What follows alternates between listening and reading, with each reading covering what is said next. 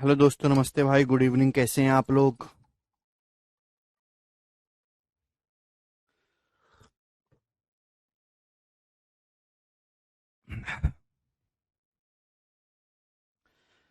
Hello दोस्तों।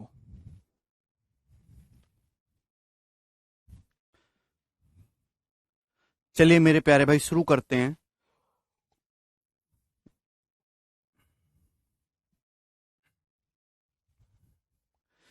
तो हम लोग ट्राइंगल के इंटीरियर और एक्सटीरियर एंगल से रिलेटेड क्वेश्चंस कर रहे हैं मेरे दोस्तों। मैंने काफी सारे क्वेश्चंस करवा दिए। अब इससे आगे कहानी लेंगे।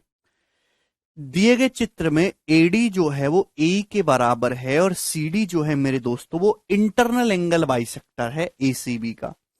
तो आपसे पूछा है थीटा का मान क्या है, जवाब दीजिए मेरे दोस्तों। करो, कौन करेगा?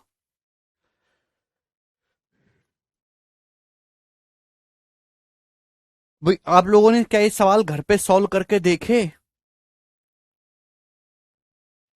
जवाब दो। बताइए। एडी ए के बराबर है, सीडी एंगल बाइसेक्टर। देखिए ये एंगल एसीबी है, एंगल एसीबी में जो लाइन सीडी एंगल बाइसेक्टर है। कहने का मतलब अगर ये एंगल एल्फा है तो ये भी एल्फा है, बाइसेक्ट कर रहा है। आप बोलोगे जी सर बिल्कुल सही, इसमें कोई भी परेशानी नहीं है, ठीक है ना। अब इसका बाद जवाब दीजिएगा। भाई ये 40 डिग्री है और ये एल्फा है, तो ये एंगल कितना हो जाएगा? तो आपका जवाब होगा, जल्दी से जवाब दीजिए। ये एंगल कितने डिग्री का हो जाएगा? जवाब दीजिए। भाई अगर आप इस ट्राइंगल एईसी को देखेंगे, अल्फा है, ये 40 है, तो एक्सटीरियर एंगल कितना है? तो आपका जवाब होगा सर ये अल्फा प्लस 40 डिग्री है भाई। भाई ये जो ई है और ये जो एडी है बराबर है। अगर ये अल्फा प्लस 40 डिग्री है तो ये भी अल्फा प्लस 40 डिग्री का होगा। आप बोलोगे जी सर भाई एक्सटीरियर एंगल की वैल्यू अपोजिट इंटीरियर का सम होगी। आप बोलोगे हाँ जी सर, क्या इसमें कोई परेशानी नहीं?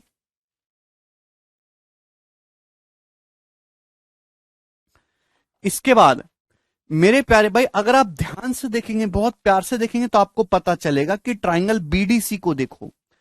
अगर आप इस ट्राइंगल बीडीसी को देखेंगे, त्रिभुज बीडीसी को देखेंगे, ये अल्फा है, ये exterior angle alpha plus 40 degree है। तो ये एंगल कितने डिग्री का होगा? 40 डिग्री का होगा कि नहीं होगा? जवाब दीजिए। भाई अगर ये एक्सटीरियर एंगल अल्फा प्लस 40 है, ये अल्फा है, तो 40 डिग्री होगा। भाई ये अल्फा, ये 40, एक्सटीरियर कितना है? Alpha plus 40 degree. अब ये 40 है तो कितना बचा? 140 डिग्री। भाई क्योंकि एक सीधी रेखा है, सीधी रेखा का मतलब कितना? 180 डिग्री। ये 40 है तो कितना? 140 डिग्री। तो ऑप्शन नंबर ए इस क्वेश्चन का करेक्ट आंसर हो जाएगा। बोलो, बताओ किसी स्टूडेंट को इसमें कोई डाउट? आसान सी कहानी, इसमें कोई संदेह नहीं। आगे चलेंगे जी अगले क्वेश्चन की तरफ। नेक्स्ट। सभी को बात समझ में आ गई? बहुत ही बेसिक सी बात थी मेरे दोस्तों, आप लोगों ने घर पे ही कर लिया होगा। चलिए अगला क्वेश्चन पढ़ते हैं, अगला कंसेप्ट। और बहुत इंपॉर्टेंट है, इस पे पेपर में भर भर के सवाल आता है, भर भर के। ठीक है ना, मतलब बहुत ही आसान सी बात है लेकिन सवाल इस पे बहुत आता है। भाई मैं आपके सामने इस तरीके से एक ट्राइंगल बनाता हूं। मैंने आपके सामने एक ट्राइंगल बनाया है, ट्राइंगल ए बी सी। ध्यान से मैंने कोशिश करेगा। मैंने आपके सामने दोस्तों एक ट्राइंगल बनाया, एक त्रिभुज बनाया, ट्राइंगल ए बी सी। आप बोलोगे जी सर कोई भी परेशानी नहीं है, ट्राइंगल ए बी सी। अगर किसी भी ट्राइंगल में दो एंगल के बाइसेक्टर हम लोग खींचते हैं, ये ट्राइंगल एबीसी बनाया मैंने। भाई मैंने यहां पे एंगल बी का बाइसेक्टर खींचा, ये एंगल बी का बाइसेक्टर है, बाइसेक्टर। और मैंने दोस्तों ये एंगल सी का बाइसेक्टर खींचा, एंगल सी का बाइसेक्टर। आप बोलोगे जी सर आपने एंगल सी का बाइसेक्टर खींचा। तो मेरे दोस्तों मैंने आपके सामने ट्राइंगल बनाया था, ट्राइंगल एबीसी। उसमें मैंने दो एंगल के बाइसेक्टर खींचे, दो कोण समद्विभाजक खींचे, और ये एक दूसरे को जाके मेरे दोस्तों यहां पर मिलते हैं पॉइंट आई पर। तो पहली बात तो इस आई को हम लोग कहते हैं इन सेंटर। क्या कहते हैं? इन सेंटर। मैंने आपके सामने ट्रायंगल बनाया एबीसी और किन्हीं भी दो एंगल के एंगल बाइसेक्टर खींचे, जहां वो मिलते हैं वो इन सेंटर होता है।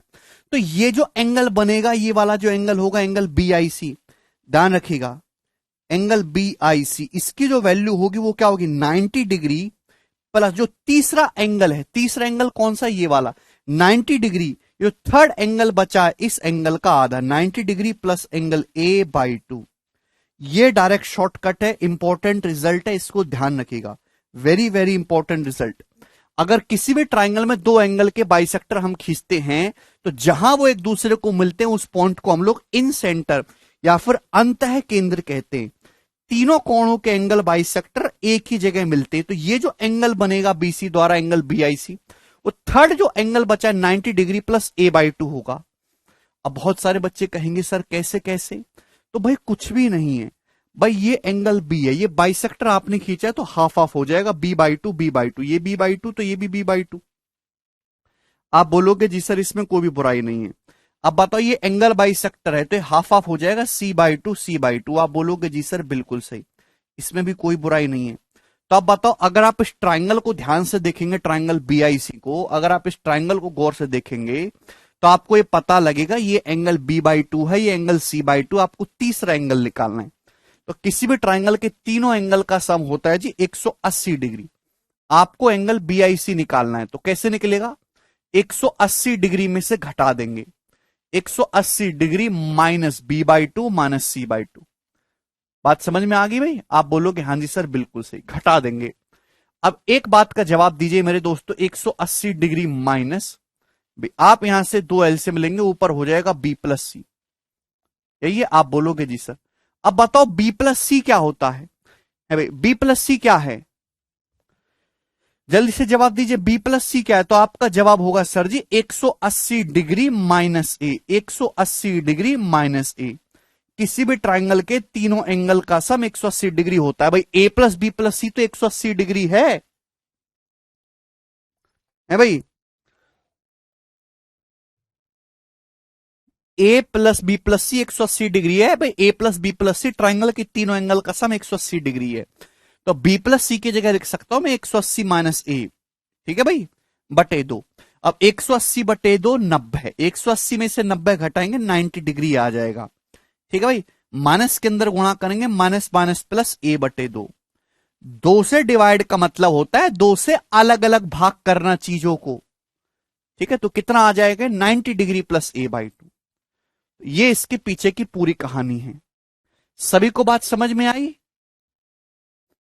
बोलो। ठीक है, चलिए अब बताइए जल्दी से इस पे बेस सवाल नंबर 54। 3 सेकंड का टाइम आपके पास है। सवाल यह है कि एक ट्राइंगल ABC में एंगल B और एंगल C के जो बाइसेक्टर हैं वो O पर काटते हैं। यदि एंगल BOC दिया गया है तो इनमें से कौन सा स्टेटमेंट सही है? बताइए जल्दी, CHSL के पेपर में सवाल आया है। सवाल यह बोल रखा है कि किसी ट्राइंगल ABC में एंगल B और एंगल C के जो बाइसेक्टर है वो कहां काट रहे हैं, पॉइंट O पर काट रहे हैं।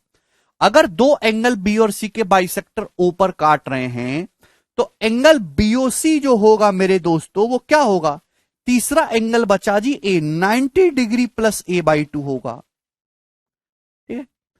ऑप्शन में आपको एंगल A की वैल्यू निकालनी है, तो कैसे निकलेगा भाई, 90 डिग्री इधर लाएंगे, एंगल BOC माइनस 90 डिग्री बराबर A/2, A/2 इसका दुगुना करेंगे मेरे दोस्तों, ये आएगी एंगल A की वैल्यू मेरे दोस्तों, ही होगा ना एंगल A, कैसा आएगा, BOC में से 90 डिग्री घटाएंगे उसका दुगुना करेंगे, यानी कि ऑप्शन नंबर D करेक्ट है इस क्वेश्चन का आंसर।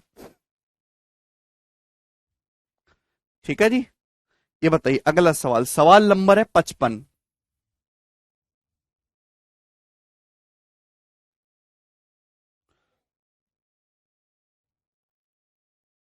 डायग्राम वायग्राम बनाने की जरूरत नहीं है। सवाल यह है यदि किसी ट्राइंगल का एक एंगल 74 डिग्री है तो बाकी जो दो एंगल हैं, angle between the bisector of other to interior angle, बाकी जो दो आंतरिक कोण हैं उनके बाइसेक्टर के बीच का, उनके समद्वि भाजकों के बीच का कोण कितना होगा। यदि एक ट्राइंगल का एक कोण 74 डिग्री है तो जो बाकी दो अदर टू एंगल है उनके बाइसेक्टर के बीच का कोण क्या होगा, तो बाकी जो दो अदर एंगल उनके बाइसेक्टर के बीच का कोण क्या आएगा, 90 डिग्री प्लस θ/2, 90 डिग्री प्लस 74/2, ये हो जाएगा 90 प्लस 37 यानी कि 127 डिग्री। इस क्वेश्चन का आंसर है ऑप्शन नंबर A। ठीक है ना, डायग्राम की कोई जरूरत नहीं है। बताइए जल्दी से।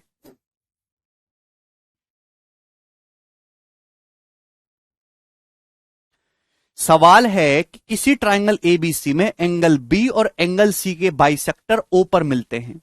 यदि एंगल बीओसी 122 डिग्री का है तो आपसे पूछा एंगल ए कितना होगा, जवाब दीजिए। बोलो भाई, किसी ट्राइंगल एबीसी में बी और सी के बाइसेक्टर ओ पर मिलते, अगर एंगल बीओसी 122 डिग्री है तो एंगल ए बताओ कैसे आएगा भाई। एंगल ए 122 डिग्री में से 90 घटाइए, कितना आएगा 32, और 32 का दोगुना 64 डिग्री होगी जी एंगल ए की वैल्यू, ऑप्शन नंबर ए। आपको कोई फॉर्मूला नहीं लगाना है कि आप फॉर्मूला लगाने बैठ रहे हो। मैं आपसे सवाल ये पूछता हूं कि एक ट्राइंगल है A B C, A B सी, यहां एंगल बी का बाइसेक्टर और एंगल सी का बाइसेक्टर हमने खींचा, एक दूसरे को ओ पे मिल रहे हैं। ये वाला जो एंगल है 122 डिग्री का है, और आपसे पूछेगा मेरे दोस्तों ये एंगल ए कितना है, तो आप जानते हैं एंगल बीओसी कैसा आएगा, 90 degree plus A by two. आपसे उल्टा पूछा है तो आप क्या करेंगे, ये जो एंगल है 90 डिग्री प्लस इस एंगल का आधा है, तो इस 122 में से पहले आप 90 घटाइए 32, 32 जो है वो इस एंगल का आधा है, 32 का दुगुना करेंगे तो ये वाला एंगल 64 डिग्री आएगा। ऐसे करना है। समझ में आ गई बात? कोई तकलीफ? वेरी गुड, आगे चलिएगा। अगला सवाल, सवाल है आपके सामने 57 नंबर। Okay, next. ठीक है, कर लोगे ना मेरे दोस्तों ये सवाल? ऐसा सवाल आएगा अब एग्जाम में तो कर लोगे ना? करना पड़ेगा भैया, रास्ता क्या है अब आपके सामने। भैया ये मैंने आपको एक छोटी सी बात बताई, अगर ये अंदर काटते हैं मेरे दोस्तों तो 90 degree plus A by two. अब सेम ऐसा ही कंसेप्ट है, थोड़ा सा चेंज।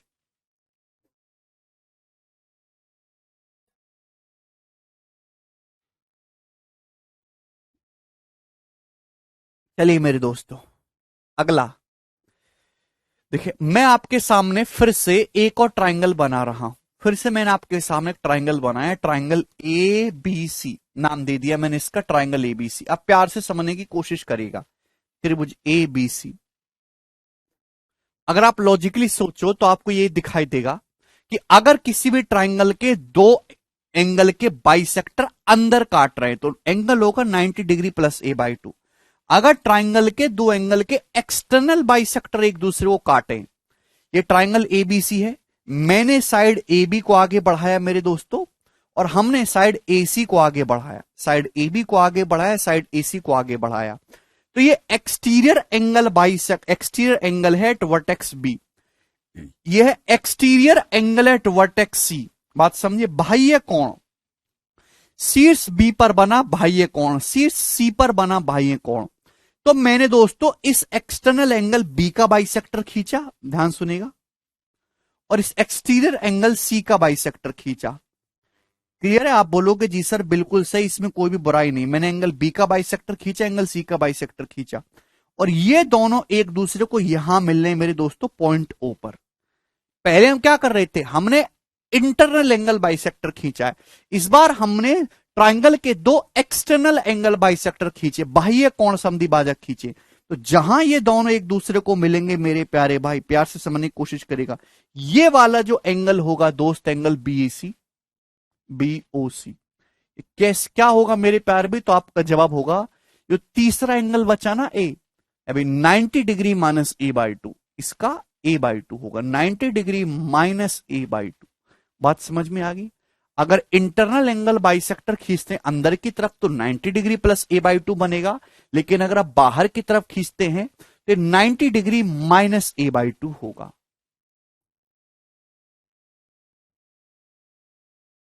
180 नहीं बेटा रवि, मैंने ये एंगल बी और एंगल सी के बाइसेक्टर खींचे हैं, बाह्य कोण समधि भाजक। तो जहां ये दोनों मिलेंगे ये जो एंगल बनेगा ये 90 degree minus A by two होगा। ठीक है दोस्त?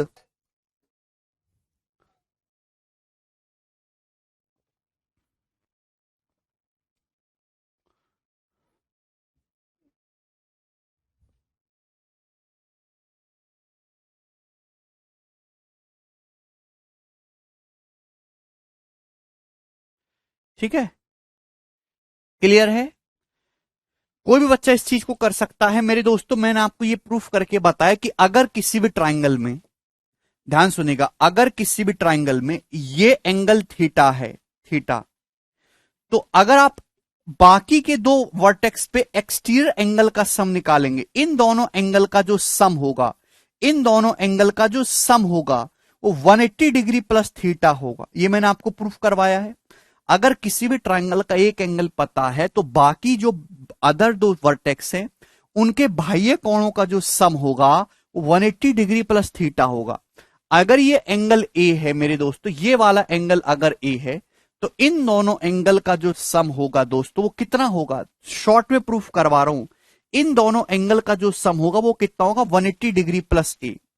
इन दोनों का जो सम होगा वो 180 डिग्री प्लस ए होगा। आप बोलोगे जी सर, क्योंकि मैंने बाइसेक्टर खींचा, इसका भी बाइसेक्टर खींचा, इसका भी बाइसेक्टर खींचा, तो इन दोनों एंगल के सम का आधा, यानी कि this angle plus this angle कितना हो जाएगा भैया, 180 डिग्री प्लस ए का आधा, 180 डिग्री प्लस ए का मेरे दोस्तों आधा। क्या आपको ये बात समझ में आ रही है? अरे भैया थोड़ी बुद्धि चलाए करो, हर चीज को लिखना नहीं होता भाई। इन दोनों एंगल का जो सम है वो कितना है, 180 डिग्री प्लस ए। मैंने बाइसेक्टर खींचा है, क्या खींचा है, बाइसेक्टर, तो मेरे दोस्तों आधा, आधा ये वाला एंगल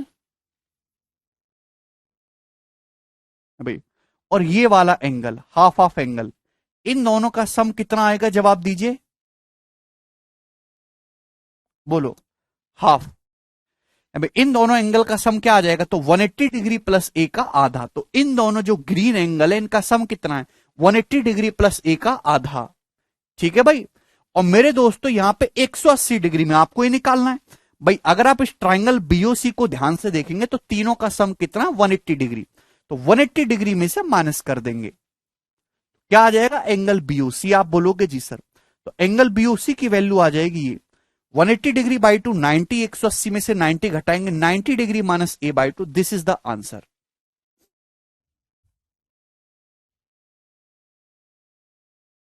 ठीक है भाई, यहां तक किसी भी स्टूडेंट को कोई समस्या?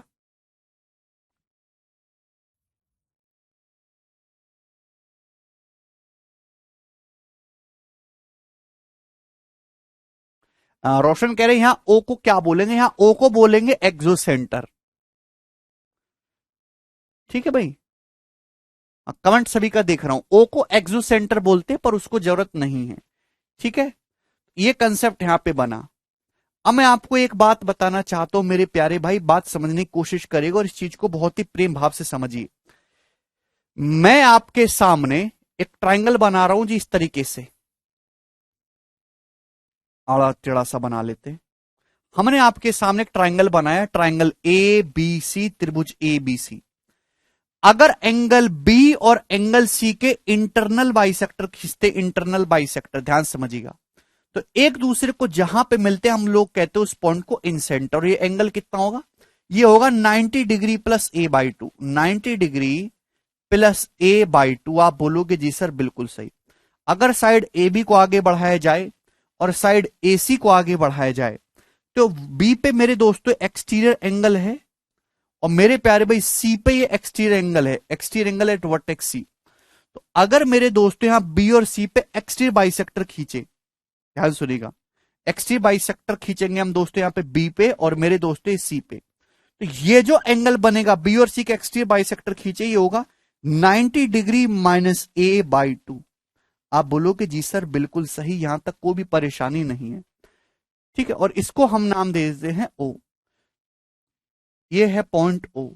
तो मैं ये कहना चाहता हूं कि ये जो पॉइंट ए है, ये आई है और ये ओ है, ये तीनों एक ही लाइन पे होंगे, एक स्ट्रेट लाइन होगी, एक सीधी रेखा होगी। ये जो तीनों पॉइंट है ना मेरे दोस्तों, ये एक ही लाइन पर होंगे, this will be straight line.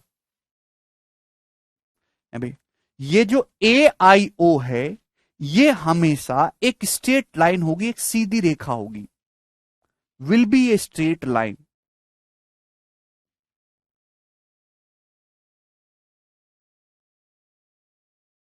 ये हमेशा एक सीधी रेखा होगी मेरे दोस्तों, ये तीनों हमेशा एक ही पॉइंट पर आएंगे। ठीक है ना, और आप सभी लोग जानते हैं मेरे दोस्तों कि किसी भी ट्राइंगल में तीनों एंगल के बाइसेक्टर एक ही जगह मिलते हैं। अगर एंगल बी और एंगल सी का बाइसेक्टर आई पर मिल रहा है, यहां पॉइंट आई पर मिल रहा है, तो एंगल ए का बाइसेक्टर भी आई पर मिलना चाहिए। यानी कि ये जो लाइन होगी ना मेरे दोस्त, ये जो लाइन होगी, ये जो ए आई होगी, ये एंगल ए का बाइसेक्टर होगी। ये जो लाइन होगी मेरे दोस्तों, ये एंगल ए का बाइसेक्टर भी होगी। ठीक है ना, ये जो लाइन ए आई ओ होगी, ये bisector of angle A B होगी,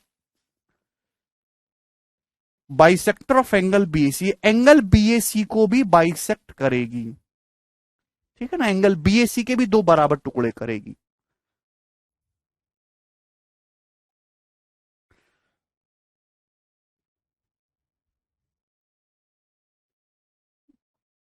मुझे लगता है कि आपके बात बहुत अच्छी तरीके से समझ में आ गई है। तो मैंने दोनों ही कंसेप्ट आपको समझाए कि 90 degree plus A by two, 90 degree minus A by two, ये तीनों पॉइंट जो होंगे एक ही लाइन पर आएंगे। और ये जो लाइन ए आई ओ होगी, ये एंगल ए का बाइसेक्टर होगी मेरे दोस्तों। आप बोलोगे जी सर बिल्कुल सही, यहां तक कोई परेशानी नहीं। आगे चलेंगे मेरे प्यारे भाई सवाल नंबर 57 की तरफ। ये बताओ,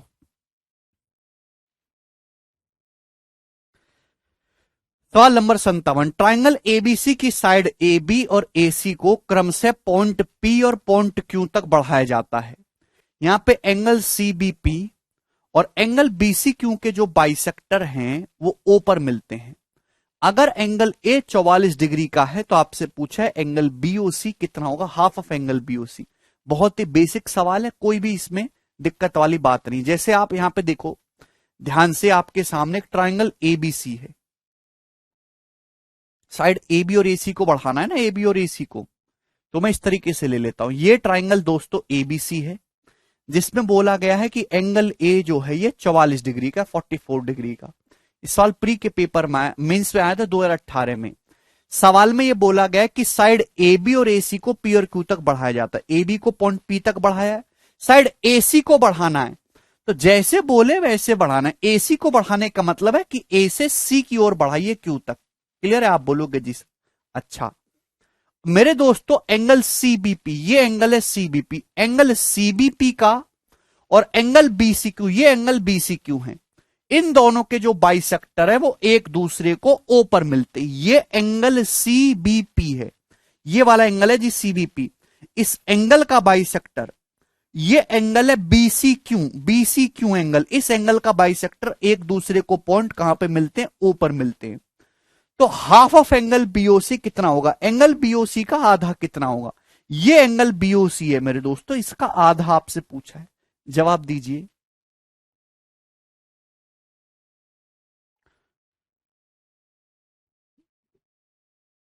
नहीं कुलदीप भाई, अगर ये 44 डिग्री है दोस्तों तो कितना आ जाएगा, यह आ जाएगा 90 डिग्री माइनस 44/2, 90 माइनस 22, ये वाला एंगल 68 डिग्री का हो जाएगा। भाइयों अगर ये 68 डिग्री है तो एंगल बीओसी होगा 68 का आधा, that means 34 degree. Option number C correct है। यहां तक किसी स्टूडेंट को कोई डाउट कर लोगे, ये सबसे बेसिक और सबसे ज्यादा पूछे जाने वाले सवालों में से है ये। एक और बताइए जी, सवाल नंबर 58, इसका आंसर क्या होगा। अब देखिए डायग्राम फायग्राम आपको नहीं बनाना है। ट्राइंगल पी क्यू आर की साइड पी क्यू को और क्यू आर को है ना, यानी कि पॉइंट क्यू बीच में सेंटर में रखा गया है ना, पी क्यू को आगे बढ़ाया है, क्यू आर को आगे बढ़ाया है। ठीक है भाई, सॉरी पी क्यू और पी आर को आगे बढ़ाया, गलत लिखा है ना, तभी तो कुछ गड़बड़ हो रही है यहां पे।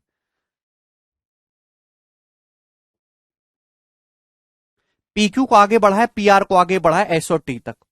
और एंगल एस क्यू आर और एंगल टी आर क्यू के बाइसेक्टर यू पे मिलते हैं, बाइसेक्टर मिलने यू पर। और अगर angle Q U R 79 degree है तो आपसे पूछा एंगल पी कितना होगा। भाई ये जो 79 डिग्री है क्या होगा, तो आप कहोगे सर 90 डिग्री माइनस पी/2 होगा कि नहीं। आपको एंगल पी निकालना है, कैसे आएगा एंगल पी, पहले 90 डिग्री में से 79 को घटाएंगे 11, और 11 का दुगना मेरे दोस्तों 22 डिग्री। तो एंगल पी की जो वैल्यू है वो कितनी होगी, 22 डिग्री होगी। ऑप्शन नंबर डी करेक्ट है।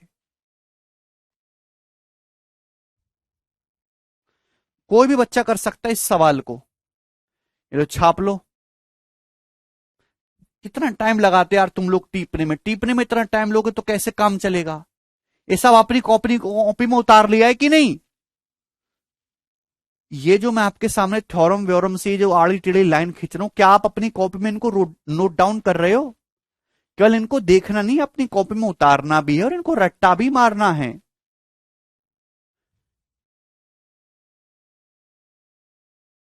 ठीक है, यही जिंदगी बनाएंगी तुम्हारी। आगे चलिए, सवाल नंबर 59। ये बताओ अगला सवाल।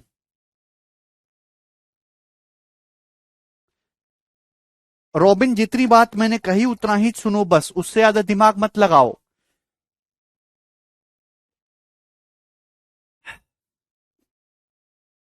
सवाल यह है, ट्राइंगल एबीसी में एंगल ए 66 डिग्री है। ए बी और ए सी को पॉइंट डी और ई तक बढ़ाया गया है। एंगल सीबीडी और एंगल बीसीई के जो बाइसेक्टर हैं एक दूसरे को पॉइंट ओ पर मिलते, तो ये एंगल बीओसी कितना होगा? एंगल ए 66 है, साइड ए बी और ए सी को बढ़ाया गया है और वो ओ पर मिल ले, तो एंगल बीओसी कितना होगा? कोई भी कर देगा। 90 डिग्री माइनस थीटा बटे 2, 90 माइनस 66 बटे 2, तो 90 में से 33 घटाएंगे यानी कि 57 डिग्री। 90 डिग्री से छोटा आंसर आएगा ऑप्शन नंबर सी। क्या कह रहा बच्चे? 40 सेकंड दिया करें सॉल्व करने के लिए।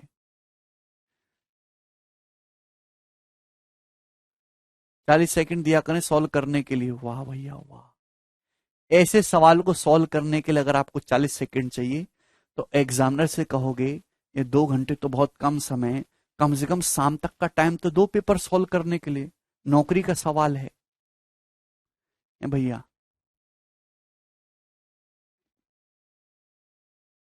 आपको शर्म नहीं आ रही है ऐसे सवाल में 40 सेकंड का समय मांगते हुए?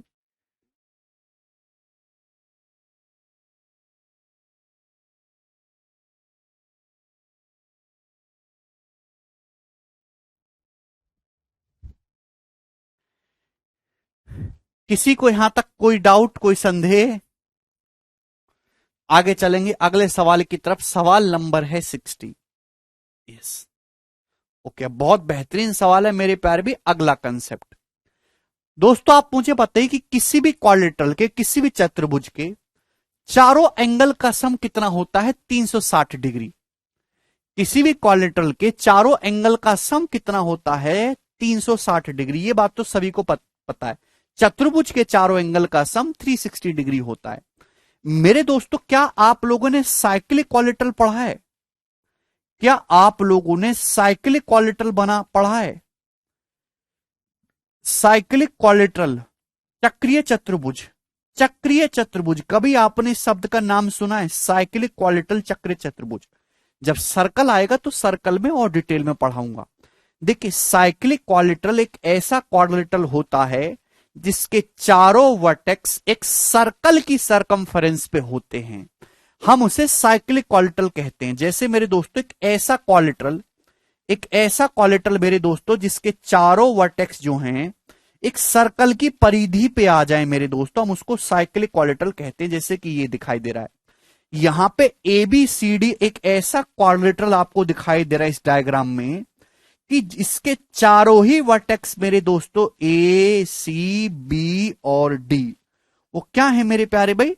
वो सर्कल की परिधि पे आ रहे हैं, तो हम उसको चक्रीय चतुर्भुज कहते हैं। और साइक्लिक क्वाड्रिलेटरल में हमेशा आमने सामने के एंगल का जो सम है, आमने सामने के जो एंगल का सम है साइक्लिक क्वाड्रिलेटरल में, वो कितना होता है? 180 डिग्री होता है। 180 डिग्री, 180 डिग्री। ये बात सभी बच्चों को समझ में आई? अगर कोई क्वाड्रिलेटरल ऐसा है, चक्रीय चतुर्भुज, चक्रीय चतुर्भुज, एक बार में, हिंदी से इतना ही प्यार है, मुझे भी हिंदी से प्यार है, तो एक बार में शब्द क्यों नहीं समझ आता है तुम्हें? चक्रीय चतुर्भुज 4 बार बोलना पड़ता है। चक्रीय चतुर्भुज, साइक्लिक क्वाड्रिलेटरल, एक ऐसा चतुर्भुज, एक ऐसा क्वाड्रिलेटरल जिसके चारों वर्टेक्स एक सर्कल की सरकमफेरेंस पे होते हैं, हम उसको साइक्लिक क्वाड्रिलेटरल कहते हैं। और किसी भी साइक्लिक क्वाड्रिलेटरल में आमने सामने के एंगल का जो सम है वो हमेशा 180 डिग्री होता है। भाई, अगर मैं आपसे कहूं कि ये वाला जो एंगल है ये 73 डिग्री का है, तो आप मुझे बताओ ये कितना होगा? तो आप कहोगे सर आमने सामने का 180 होना चाहिए। अगर ये 73 डिग्री है तो ये कितना हो जाएगा? 107 डिग्री का होगा। ये कंसेप्ट है। हर क्वाड्रिलेटरल में ऐसा नहीं होता, हर क्वाड्रिलेटरल ऐसा नहीं होता कि उसके चारों वर्टेक्स सर्कल की परिधि पे आ जाएं। अब बताओ, ये क्वाड्रिलेटरल है, पर ये भी तो एक क्वाड्रिलेटरल है, ये भी तो एक क्वाड्रिलेटरल है, ये भी तो चार साइड भुजाओं वाला एक क्वाड्रिलेटरल है।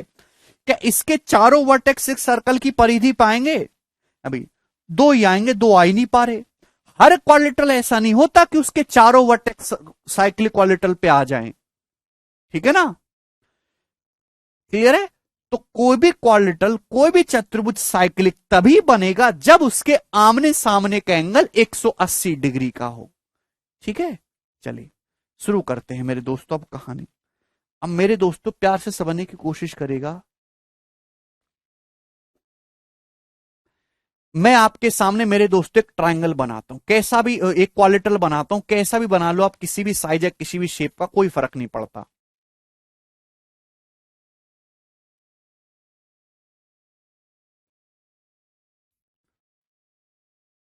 A B C D.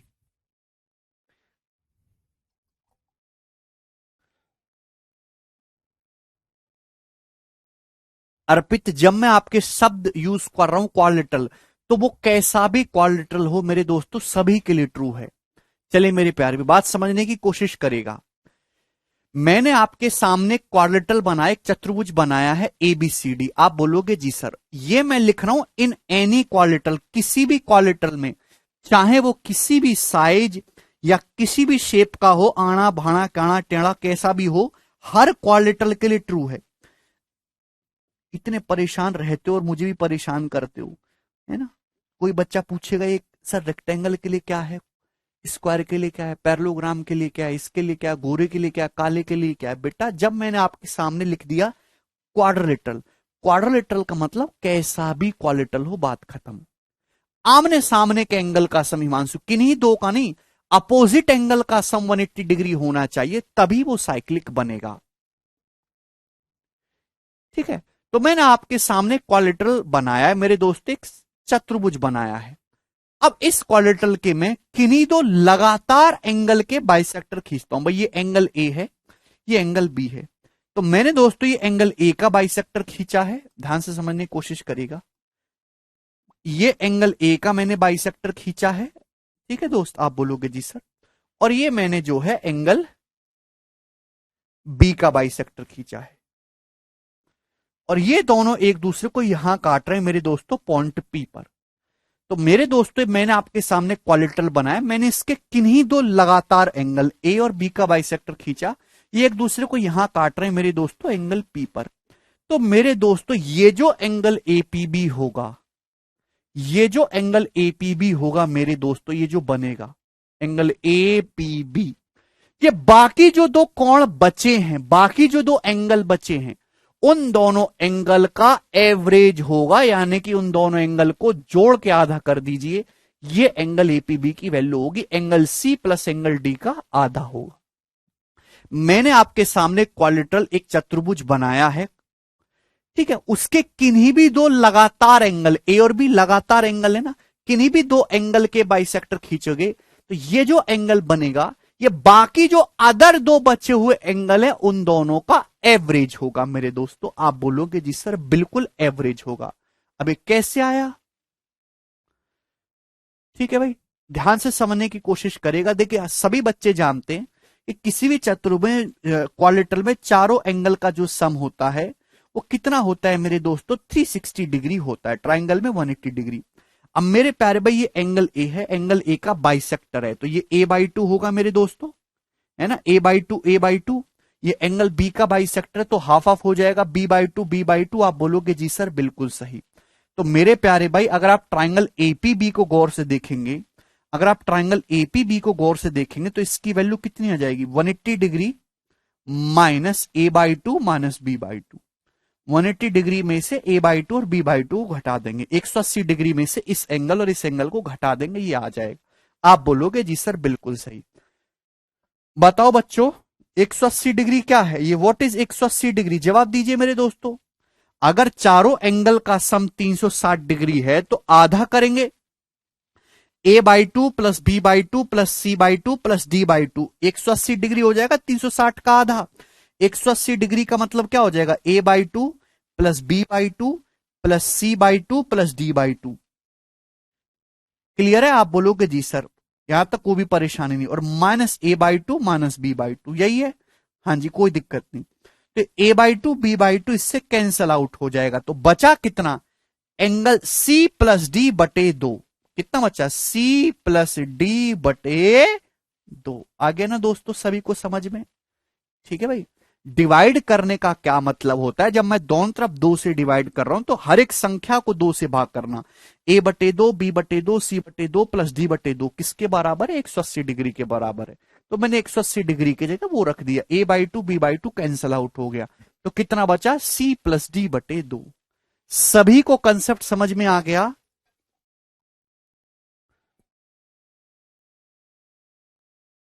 बोलो।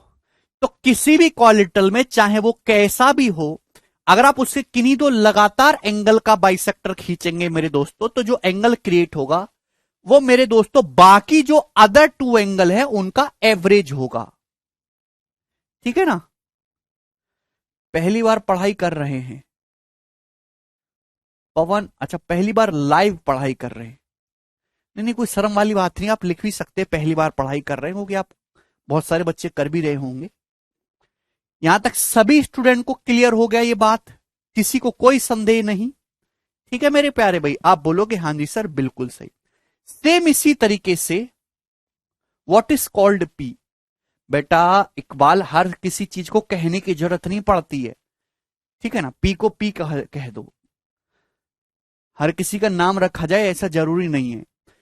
सेम इसी प्रकार से जैसे मैंने आपको ये समझाया, अगर मैं एंगल सी और एंगल डी का बाइसेक्टर खींचूं, देखिए एंगल डी का बाइसेक्टर है मेरे दोस्तों एंगल डी, ठीक है भाई। ये एंगल सी का बाइसेक्टर है मेरे दोस्तों एंगल सी। आप बोलोगे जी सर, और मेरे प्यारे भाई ये कहां मिलेंगे मेरे दोस्तों, यहां पे मिलने क्यू पर। तो आप मुझे बताओ ये वाला जो एंगल क्यू होगा मेरे प्यारे भाई, सॉरी क्यू नहीं, इसको नाम देता हूं आर, यहां पर मिलते आर पर। तो मुझे जवाब दीजिए कि ये वाला जो एंगल बनेगा मेरे दोस्तों R, angle C R D, angle C R D, ये बताओ ये कितना होगा भाई? सेम इसी तरीके से मैंने एंगल सी और एंगल डी, ये दो लगातार एंगल है, इन दोनों एंगल के बाइसेक्टर खींचे जो एक दूसरे को यहां पे मिल रहे आर पर जाके। तो ये जो एंगल सी आर डी होगा मेरे प्यारे बच्चों, ये कितना होगा?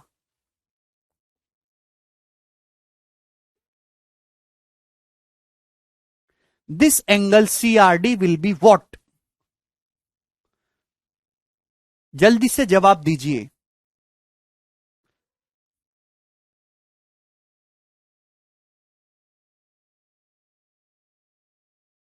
वेरी गुड, ये हुई ना शेरों वाली बात। हाँ वेरी गुड मेरे दोस्त, आप बिल्कुल सही बोला मेरे दोस्तों कि ये जो एंगल, मैंने एंगल सी और एंगल डी का बाइसेक्टर खींचा, तो ये जो एंगल बनेगा वो बाकी जो अदर टू वर्टेक्स है ए और बी, उन दोनों का आधा होगा।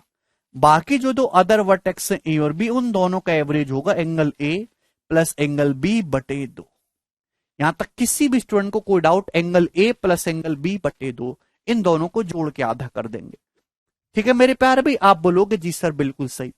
तो आपने क्या देखा कि आपके पास एक मुठ का क्वाड्रिलेटरल था, आपके पास क्या था, एक मुठ का क्वाड्रिलेटरल था, बड़ा वाला क्वाड्रिलेटरल। ये बड़का क्वाड्रिलेटरल है एबीसीडी। आपने क्या किया, इसके दो लगातार एंगल के बाइसेक्टर खींचे, एबी का बाइसेक्टर खींचा, सीडी का बाइसेक्टर खींचा। ऐसा करने से एक और क्वाड्रिलेटरल बन गया पी क्यू आर एस। ऐसा करने से एक और क्वाड्रिलेटरल बन गया भाई पी क्यू आर एस। आप बोलोगे जी सर बिल्कुल सही, पी क्यू आर एस बन गया। तो मेरे प्यारे भाई जवाब दीजिएगा मेरे सुंदर दोस्तों पी क्यू आर एस, कि ये जो बना है मेरे दोस्तों नया जो क्वाड्रिलेटरल बना, जो छुटका क्वाड्रिलेटरल बना है, इसमें ये एंगल पी, ये एंगल पी है, ये एंगल आर है। What is this? This is angle P, this is angle R. तो आप मुझे बताइए कि यहां एंगल पी और एंगल आर का सम कितना है? जवाब दीजिए, एंगल पी और एंगल आर का सम कितना है? तो अगर आप इन दोनों एंगल का सम देखेंगे, ये एंगल पी है, ये एंगल आर है, इन दोनों का सम क्या आएगा? A plus B plus C plus D बटे 2। भाई बटे तो 2 है ही। ऊपर क्या है? ऊपर है angle A plus angle B plus angle C plus angle D, यानी कि 360 डिग्री। भाई ये angle A plus angle B plus angle C plus angle D 360 बटे 2 यानी कि 180 डिग्री। आप बोलोगे जी सर बहुत बढ़िया। तो कहने का मतलब क्या हुआ? कहने का मतलब ई हुआ कि ये जो एंगल पी और ये एंगल आर इन दोनों का सम 180 डिग्री हो गया। तो बाकी के जो दो एंगल बचे हैं क्यू और एस, इन दोनों का सम भी कितना होगा? तो आपका जवाब होगा सर इन दोनों का सम भी 180 डिग्री बनेगा। मतलब ये जो छोटा छुटका सा जो क्वालिटल बना है ये कैसा है? तो आपका जवाब होगा सर ये एक साइक्लिक क्वालिटल बना है, इसके चारों वर्टेक्स जो हैं वो एक सर्कल की परिधि पे होंगे। ये एक साइक्लिक क्वालिटल बना है।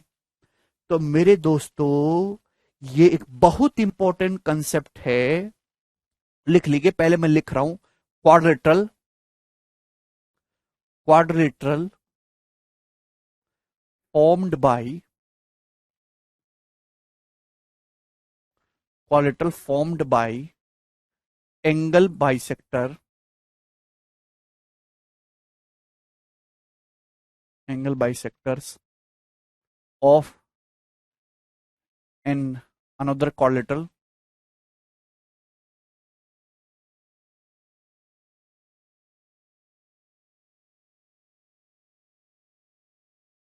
will always be a cyclic qualitrol।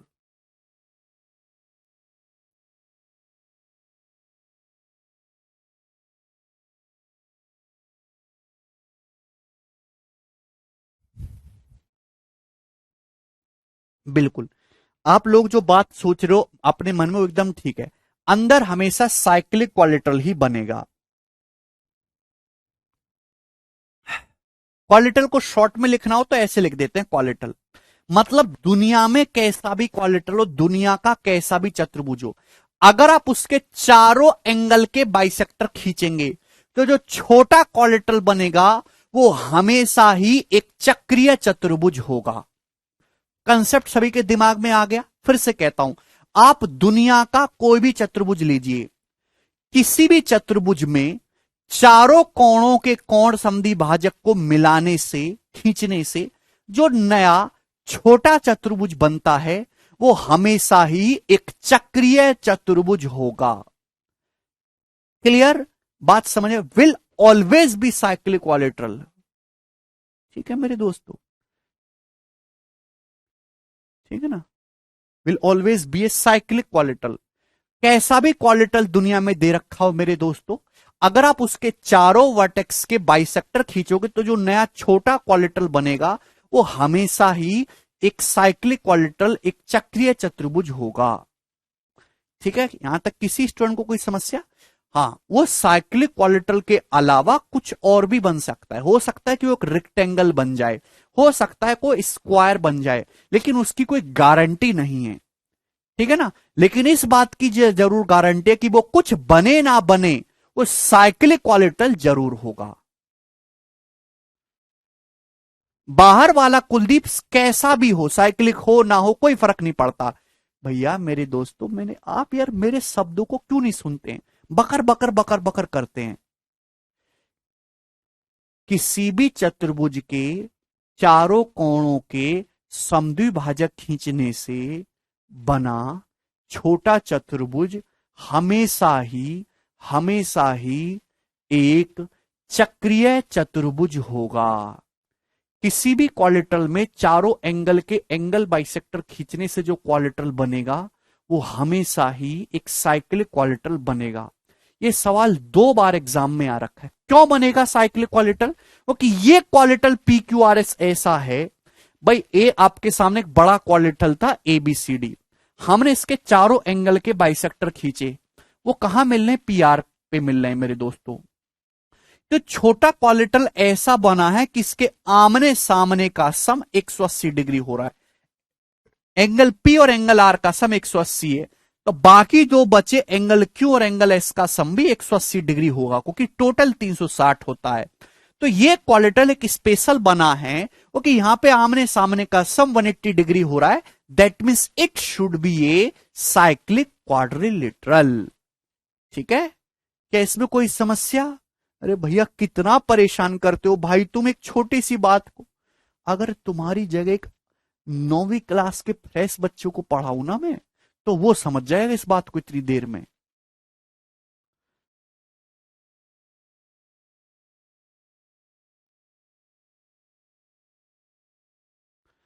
Quadrilateral formed by bisectors angle bisector of another quadrilateral will always be a cyclic quadrilateral। ठीक है,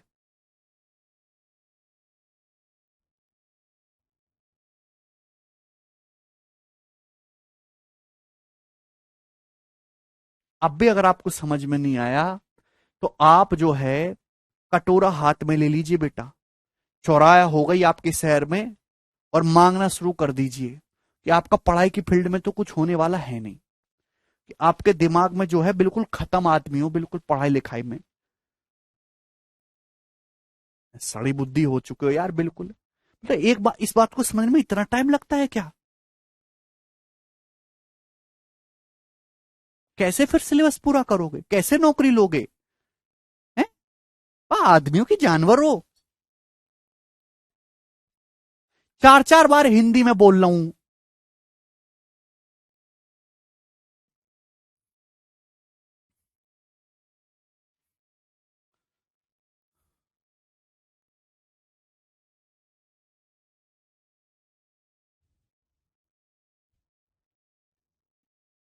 सवाल नंबर करिए जल्दी से, 60। बिना पेन उठाए करना है। एक क्वाड्रिलेटरल एबीसीडी में एंगल सी 72 डिग्री है, एंगल डी 28 डिग्री है। एंगल ए और एंगल बी के जो बाइसेक्टर है वो ओ पर मिलते हैं। तो आपसे पूछा एंगल एओबी क्या होगा, डायग्राम बनाने की जरूरत नहीं है। आपके पास एक क्वाड्रिलेटरल है एबीसीडी, एंगल सी 72 है, एंगल डी 28 डिग्री है। ठीक है भाई, एंगल ए और एंगल बी के जो बाइसेक्टर है वो कहां पर मिल रहे हैं, ओ पर मिल रहे हैं। तो ये जो एंगल एओबी होगा ये कितना होगा, सी 72 है डी 28। आपने क्या किया, एंगल ए का और एंगल बी का बाइसेक्टर खींचा है, ए बी के बाइसेक्टर ओ पे मिलने, तो ये जो एंगल एओबी होगा, ये जो बाकी दोनों जो एंगल हैं सी और डी, इन दोनों का एवरेज होगा, इन दोनों को जोड़ के आधा करना है। 72 प्लस 28 100, 100 का आधा 50 डिग्री सवाल का आंसर है। ऐसा सवाल लगातार 3 साल से पेपर में आ रहा है। ठीक है, अगला सवाल करिए, सवाल आपके सामने है 61 नंबर।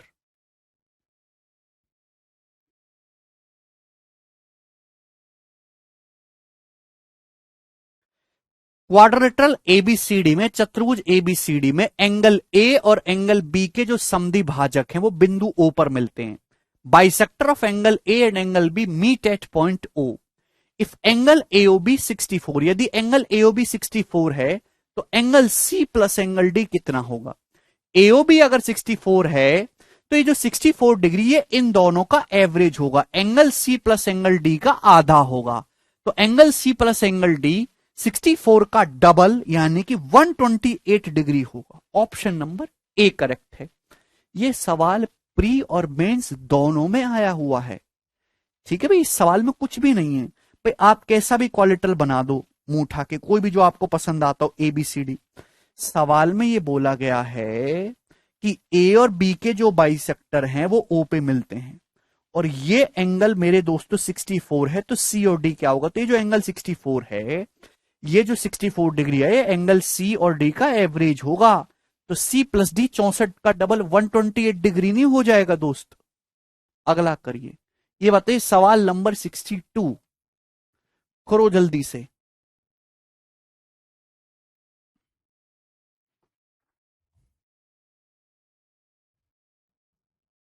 3 सेकंड का समय है आपके पास।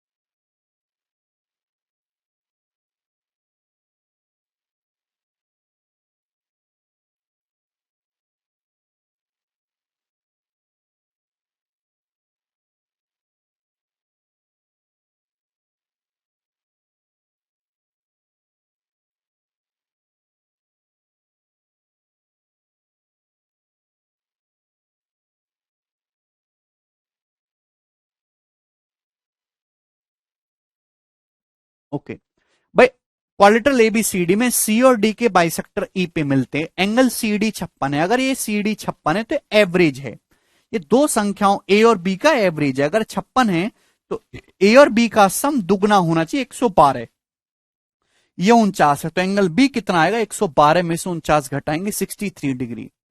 अब देखिए, एवरेज का मतलब होता है बीच की संख्या, एवरेज का मतलब औसत, औसत का मतलब बीच की संख्या। जैसे मैं आपसे कहूं 5 और 11 का एवरेज क्या है, दो संख्याओं का एवरेज क्या है, तो आपका जवाब होगा सर जी जोड़ के आधा कर दो, 5 और 11 16, 16 का आधा 8 ही होता है एवरेज, 5 + 11/2। तो एवरेज जो होता है वो बिल्कुल बीचों बीच होता है। देखिए 8 से 5 कितना कम है, 3 कम है, तो 8 से 11 कितना ज्यादा है, 3 ज्यादा है। देखो बिल्कुल बीचों बीच होता है एवरेज, औसत, दो संख्याओं को जोड़ के आधा करना। अगर दो भाई सी और डी के बाइसेक्टर ई पे मिलते हैं, एंगल सी डी 56 है तो एवरेज होना चाहिए। अगर एंगल ए 49 है तो आपसे एंगल बी पूछा है, तो this will be the average, इन दोनों का एवरेज 56 डिग्री होना चाहिए। भाई अगर ये 7 कम हो रहा है तो 7 ज्यादा हो जाएगा, 56 से 7 ज्यादा यानी कि 63 डिग्री, एंगल भी 63 हो जाएगा। प्रदीप 56 का डबल 112, बात समझ में आ गई? यहां तक किसी को कोई समस्या?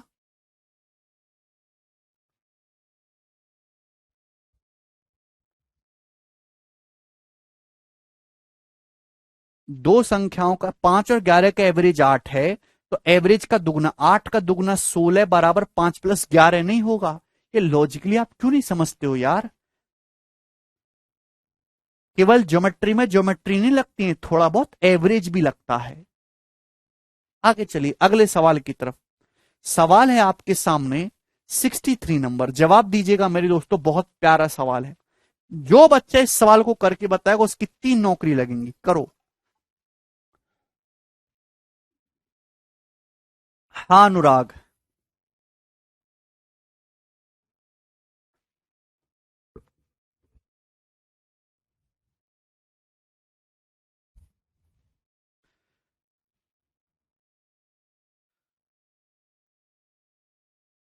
ये आपको फॉर्मूला लिख के नहीं करना, विदाउट पेन करना है। 56 एवरेज है, 7 कम है 7 ज्यादा होगा, 63, बात समाप्त। आगे चलिए, ये लिख लिख के करने वाली आदत भूल जाओ, ये आपकी नौकरी खा जाएगी। लिख लिख के करने वाली आदत, गधे करते हैं ऐसे। अगला सवाल बनाइए, सवाल नंबर 63।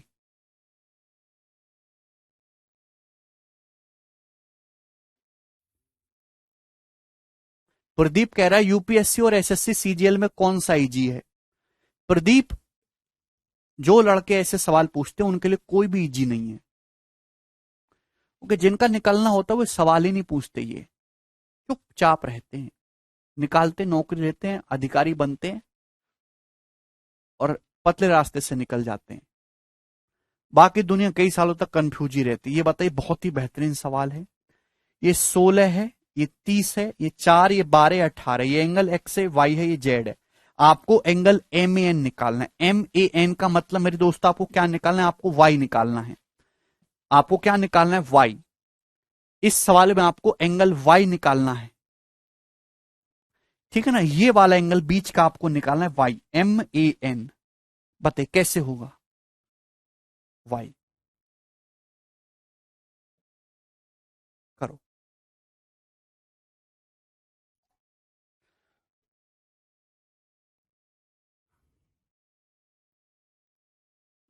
दोस्तों क्या इस सवाल में आपको कुछ पता लग रहा है?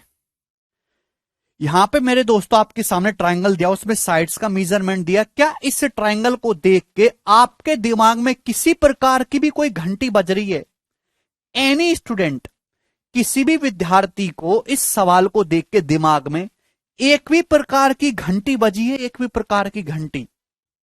बिल्कुल सही, रितेश ने बोला सर ट्रिपलेट है, राइट एंगल ट्रायंगल बन रहा है। बिल्कुल अच्छी बात बोली आपने। भाई ये साइड कितनी है दोस्तों, 16, ये साइड कितनी है, 30, और ये साइड कितनी है, 4 12 16, 16 + 18 34, ये साइड है 34। तो क्या ये ट्रिपलेट नहीं बन रहा? 16 30 और 34 एक पाइथागोरन ट्रिपलेट है, 8 15 17 का दुगना। 8 15 17 का दुगुना है मेरे दोस्तों, 7, 8 15 17 का दुगुना 16 30 34। तो ये राइट एंगल ट्राइंगल है, एक समकोण त्रिभुज है। अब बात समझ में आई। और ये 34 होगा हाइपोटेनियस। तो 34 के सामने ये वाला जो एंगल है, एंगल ए 90 डिग्री का होगा। यानी कि मेरे दोस्तों मैं यहां से कह सकता हूं, अगर आपसे एंगल बीएसी पूछा जाएगा तो आप 90 डिग्री बताओगे, because it's clear cut triplet. ये x plus y plus z इन तीनों का सम 34 है। ठीक है ना, x plus y plus z 34, sorry 90 degree, 90 degree right angle triangle है। 34 के सामने hypotenuse, this complete angle is 90 degree, x plus y plus z. आप बोलोगे जी सर बहुत बढ़िया, बहुत ही गोरा सवाल था, मस्त।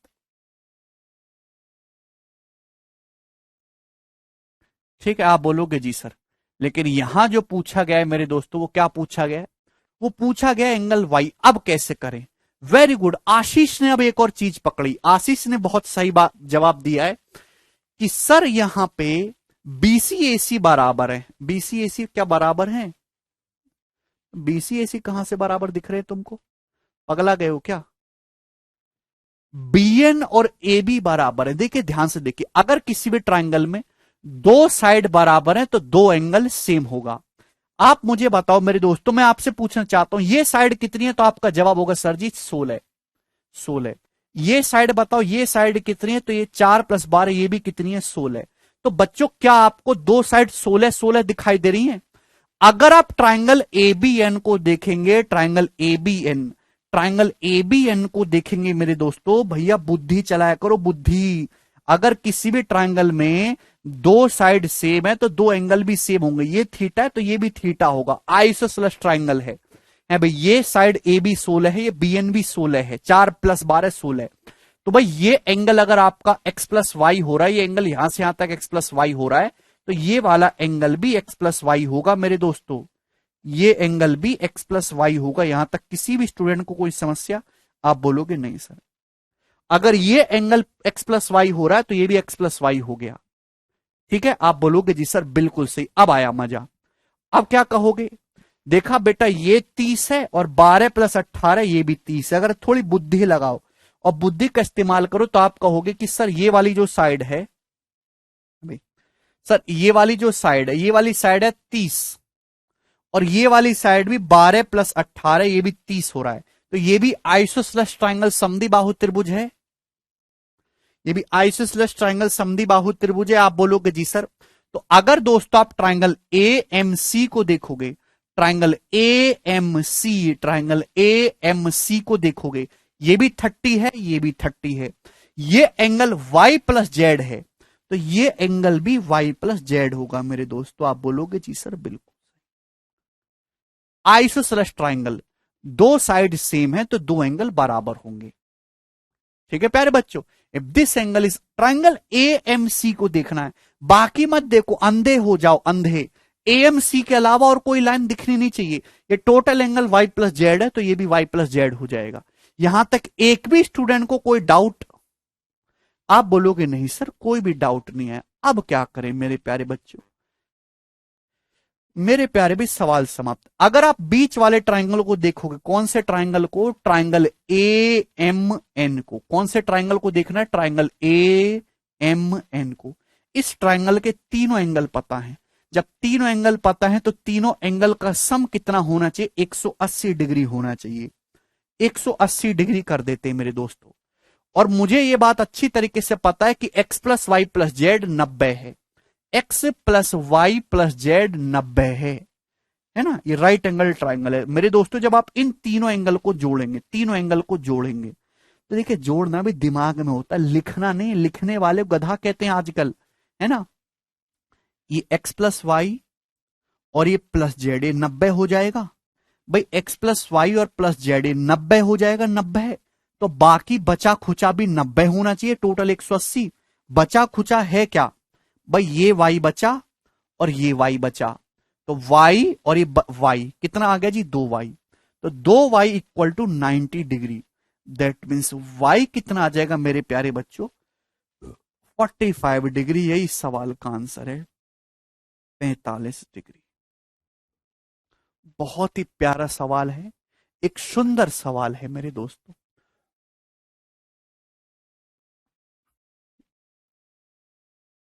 30 नहीं आएगा विश्वजीत, 45 आएगा। भाई जब आप इस ट्राइंगल के तीनों एंगल को जोड़ के 180 डिग्री करेंगे तो ये जो x plus y plus z है 90 हो जाएगा ना। ये complete x plus y plus z is 90, this is right angle. ये x plus y plus z 90 हो गया, तो बचा खुचा भी 90, तो ये y और ये y, दो y 90, तो y आ जाएगा 45 डिग्री। बहुत ही बढ़िया सवाल है, शानदार सवाल है, ठीक है ना। तो इस सवाल को सॉल्व करने के लिए आपको काफी नॉलेज चाहिए। एक्स और जेड निकालना हो तो नहीं निकालोगे रॉबिन, नहीं निकाल सकते, ठीक है ना। अलग अलग पूछेगा नहीं वो, टाइम लगेगा उसमें फिर आपके लिए। अगला सवाल, सवाल है मेरे प्यारे भाई नेक्स्ट 64 नंबर, जवाब दीजिएगा।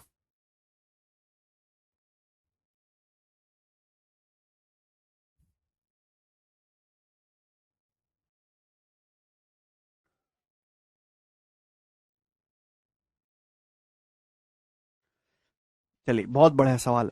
देखिए आपके सामने दिया है ट्राइंगल पी क्यू आर, आपके सामने ट्राइंगल पी क्यू आर दिया है।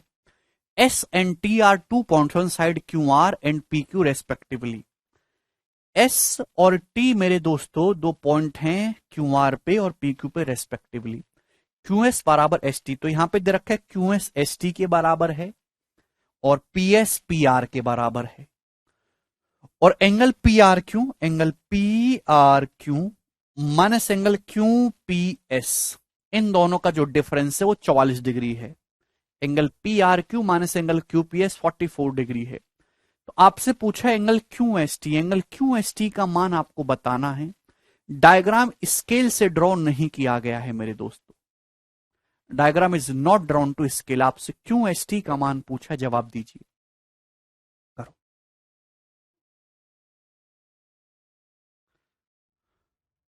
Angle P R Q minus angle Q P S 44 degree.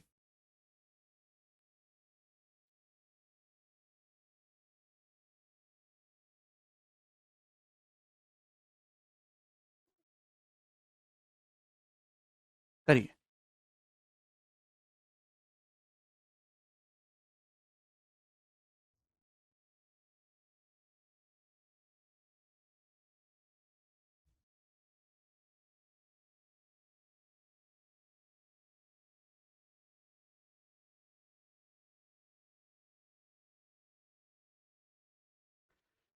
जल्दी से जवाब दीजिए कि बहुत ही बढ़िया सवाल है, इस सवाल में कुछ भी नहीं। सबसे पहले आप ये देखो, मैं डायग्राम बड़ा कर दूं, हिंदी में पढ़ लोगे ना, डाटा ही तो पढ़ना है आपको, ठीक है ना। ये रहा, सबसे पहले आपको ये देखना कि इसमें आपको निकालना क्या है। तो इसमें आपको ये एंगल क्यू एस टी, ये वाला एंगल आपको निकालना है, ये वाला एंगल, ठीक है भाई। अब प्यार से समझने वाली बात है कि ये कैसा ट्राइंगल है, आइसोसेलेस ट्राइंगल है, ठीक है। क्यू एस टी एक आइसोसेलेस ट्राइंगल है, यानी कि दो साइड बराबर है। तो दोस्तों अगर ये वाला एंगल थीटा है तो ये एंगल भी थीटा होगा। आप बोलोगे जी सर बिल्कुल सही। भैया अगर ये वाला एंगल अल्फा है तो ये एंगल भी अल्फा होगा, आइसोसेलेस ट्राइंगल है। अब सवाल में आपको दे रखा है कि angle P R Q minus angle Q P S 44।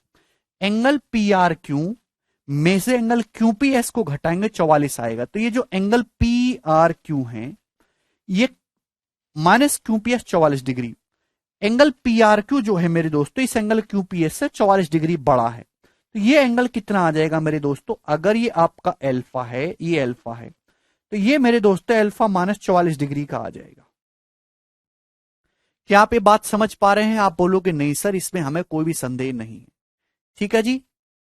बोलो बेटा, ये दोनों साइड बराबर हैं, ये दोनों साइड बराबर हैं, तो ये दोनों एंगल बराबर होंगे। सवाल बोला angle P R Q minus angle Q P S 44 degree. अगर एंगल मेरे दोस्तों यहां पे क्यू पी एस, अच्छा ये वाला है, सॉरी ये वाला एंगल है, ये वाला, ये वाला, दो तरीके से बताऊंगा। तो ये जो एंगल पी आर क्यू है minus Q P S 44 degree, तो एंगल पी आर क्यू जो है वो क्यू पी एस से कितना बड़ा है, 44 डिग्री बड़ा है। अगर angle P R Q alpha है तो ये जो एंगल क्यू पी एस से कितना आ जाएगा, एल्फा माइनस 44 डिग्री आ जाएगा, एल्फा माइनस 44 डिग्री। कम से कम ये बात तो समझिए, क्यू पी एस बोला था, क्यू पी एस ये वाला है। आप बोलोगे हाँ जी सर बिल्कुल सही, इसमें कोई भी परेशानी नहीं है। अब अगर थोड़ा दोस्तों सवाल को गौर से देखो तो आपको पता चलेगा कि मेरे प्यारे भाई इस ट्रायंगल को देखेंगे, ट्रायंगल क्यूपीएस को। अगर आप ट्रायंगल क्यूपीएस को गौर से देखेंगे तो आपको पता चलेगा कि ये इस ट्रायंगल का एक्सटीरियर है, एक्सटीरियर। अगर आप ट्रायंगल क्यूपीएस को ध्यान से देखेंगे, एक्सटीरियर थीटा है, ये अल्फा माइनस 44 है, तो एक्सटीरियर है अल्फा। तो मेरे दोस्तों theta plus alpha minus 44 degree मेरे दोस्तों कितना आ जाएगा, अल्फा आ जाएगा। तो यहां से थीटा की जो वैल्यू वो कितनी आएगी, 44 डिग्री आएगी, थीटा इज 44 डिग्री। ठीक है मेरे प्यारे भी, किसी भी ट्राइंगल में जहां एक्सटीरियर दिखे तुरंत चुपका दो। एक्सटीरियर एंगल जो होता है ये थीटा और ये alpha minus 44 exterior alpha, exterior angle opposite interior angle के सम के बराबर होता है। ठीक है भाई, अगर ये 44 है तो ये थीटा ये भी 44 है, 44 44 88 हो गया, तो ये एंगल कितना आ जाएगा, 92 डिग्री। तो 92 डिग्री इस क्वेश्चन का आंसर है। अरे बेटा ये क्यों नहीं पढ़ते आप, ये क्यों नहीं पढ़ते, आपको दिया नहीं है angle P R Q minus angle Q P S 44 degree. मैंने एंगल पी आर क्यू को अल्फा मान लिया, alpha minus angle Q P S बराबर 44 डिग्री। तो यहां से एंगल क्यू पी एस की वैल्यू कितनी आ जाएगी, 44 डिग्री इधर आ जाएगा, अल्फा माइनस 44। कब सीखोगे छोटी छोटी बातें आप लोग।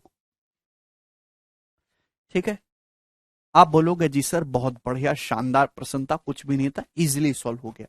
अब ध्यान से समझिएगा,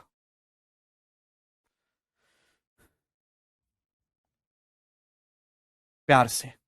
सवाल में आपको क्या दिया है, सवाल में आपको दिया angle P R Q minus angle Q P S बराबर 44 डिग्री। ये आपको सवाल में दिया है, थोड़ा लॉजिकली समझने की आदत डालिए।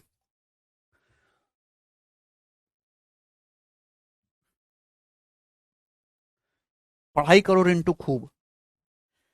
भाई यार तुम बिल्कुल बुड़बक हुई हो क्या, ये जो चीज आपको दी है आप इसका प्रयोग नहीं कर सकते। हर चीज मेरा दिमाग पकड़ के समझनी है क्या, अपना इस्तेमाल नहीं कर सकते कुछ। क्या आप लोग अपना इस्तेमाल नहीं कर सकते दिमाग, कि अगर मैंने ये एंगल अल्फा मान लिया है और ये आपको दिया है तो यहां से एंगल क्यूपीएस के वैल्यू अल्फा माइनस 44 डिग्री होगी। ये बात में मुझे ही देख के समझोगे, मुझ पे ज्यादा डिपेंड मत हो, मैं आपका पेपर लिखने नहीं जा रहा वहां पे। अपनी बुद्धि भी इस्तेमाल करो, बोर्ड से भी नजर हटा लिया करो कभी कभी। देखिए ध्यान से, ये सवाल आपके सामने। देखिए एक तरीका होता है वैल्यू पुटिंग, वैल्यू पुटिंग आपने, वैल्यू पुटिंग में आपको ट्रिग्नोमेट्री में भी पढ़ाऊंगा, वैल्यू पुटिंग में आपको अलजेब्रा में भी पढ़ाऊंगा। एक चीज होती है मेरे दोस्तों डिपेंड करना, ध्यान सुनेगा, जैसे प्यार से समझने की कोशिश करेगा। मैं अगर आपसे ये कहूं कि x माइनस वाई जो है वो 7 है, 7, तो आप मुझे बताओ 4x माइनस 4y क्या है, 4x माइनस 4y बराबर क्या। ये जरा सवाल का जवाब आप मुझे बताइए। यदि x माइनस वाई 7 है तो 4x माइनस 4y बराबर क्या।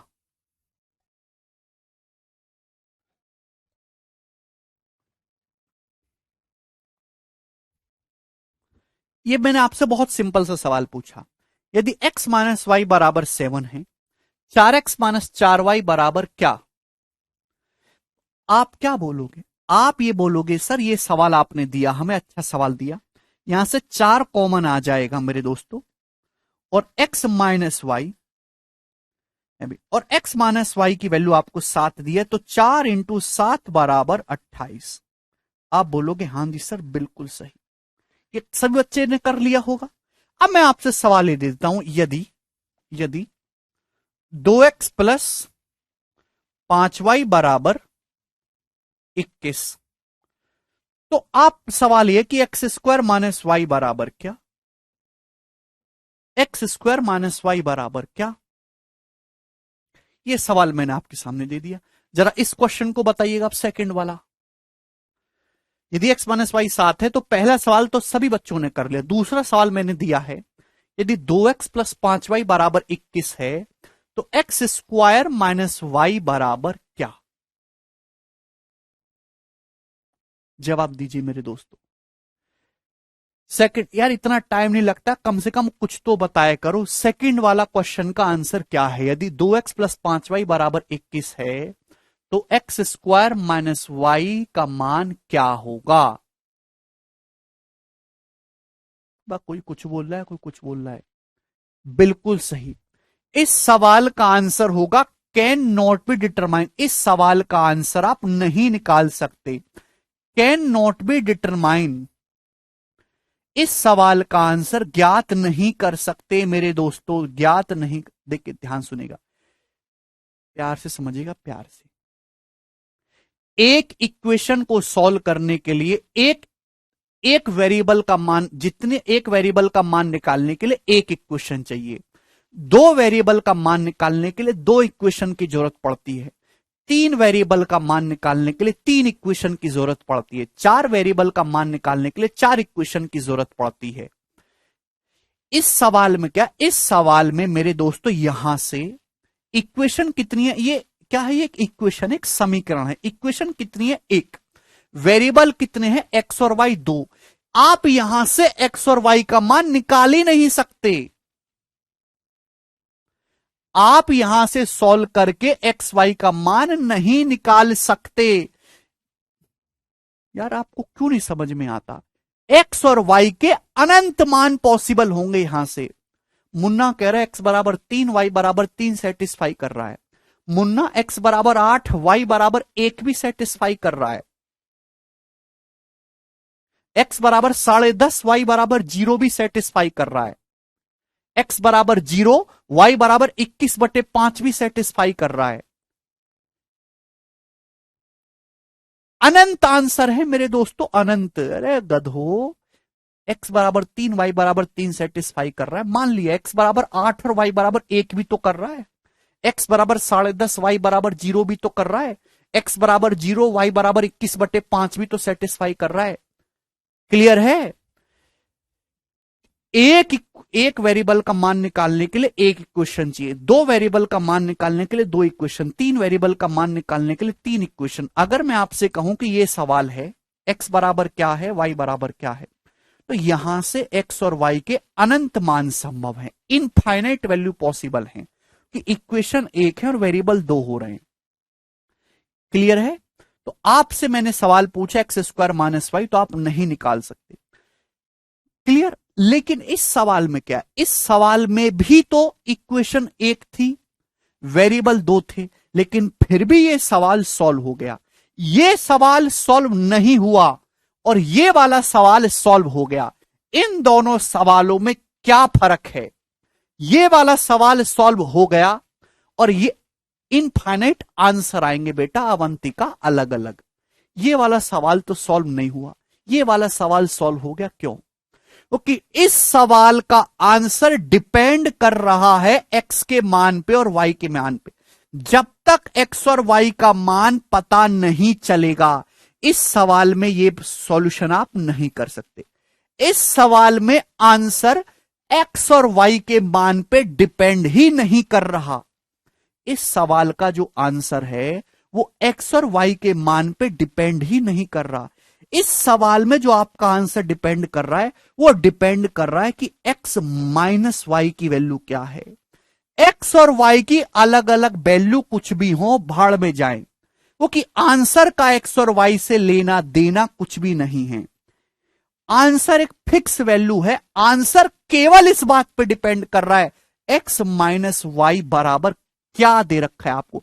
इस सवाल में आपका आंसर डिपेंड कर रहा है इस सवाल की दी गई इक्वेशंस पे। इस सवाल में आपका आंसर डिपेंड कर रहा है एक्स और वाई की अलग अलग वैल्यूज पे। तो मेरे प्यारे भाई, यहां एक्स और वाई क्या है इससे आपको कोई लेना देना नहीं है। बस ये कंडीशन सेटिस्फाई होनी चाहिए। एक्स माइनस वाई बराबर 7। आप एक्स 7 लो, वाई 0 लो, आंसर तो भी 28 आएगा। आप एक्स 8 लीजिए, वाई 1 लीजिए, 8 चौक 32 माइनस 4, आंसर अभी भी 28 आएगा। अभी क्लियर है? आप एक्स 1 लो, वाई जो है माइनस 6 लो, आंसर अभी भी 28 आएगा। 4 एकम 4 और ये माइनस का 24, 4 में से माइनस 24 को हटाएंगे, अभी भी 28 आएगा। आप x 9 लो, y 2 लो, ये कंडीशन नहीं ब्रेक होनी चाहिए। 9 माइनस 2 7 होता है, तो 9 चौक 36 अभी, और 2 चौक 8, 36 माइनस 8 अभी भी 28 आएगा। क्लियर है? तो इस सवाल में जो आपका आंसर है वो x और y की वैल्यू पे डिपेंड नहीं कर रहा है, आपका आंसर डिपेंड कर रहा है x माइनस वाई की वैल्यू पे, इक्वेशन पे डिपेंड कर रहा है मेरे दोस्तों। तो इसी को कहते हैं वैल्यू पुटिंग। जब किसी सवाल में इक्वेशन से ही सवाल सॉल्व होता है, एक्स और वाई की वेरिएबल की जरूरत ही नहीं पड़ती है। ठीक है, आप बोलोगे हाँ जी सर। तो मेरे दोस्तों ये जो पिछला सवाल है, इसी टेक्नोलॉजी का इस्तेमाल करेंगे हम इस सवाल में। ये आपके सामने सवाल आ गए, केवल एल्जेब्रा ट्रिग्नोमेट्री में नहीं, ज्योमेट्री में धीरे धीरे सीखोगे। एक दिन की कहानी नहीं है कि मैं 5 मिनट आपको भाषण दूं और आप समझ जाओ, ऐसा नहीं है। बहुत टाइम लगता है चीजों को समझने में। ये आपके सामने सवाल दे रखा है, आप बोलोगे जी सर सवाल में दे रखा है ये दोनों साइड बराबर हैं, ये दोनों बराबर है, और इन दोनों का डिफरेंस 44 डिग्री है, इन दोनों का डिफरेंस 44 डिग्री। सवाल में क्या इसकी वैल्यू बताई गई क्या? नहीं। क्या इसकी वैल्यू बताई गई क्या? नहीं बताएगी। ये भी तो वेरिएबल ही है दो, नहीं बताएगी। क्या इन दोनों की वैल्यू आप निकाल सकते हो? नहीं निकाल सकते।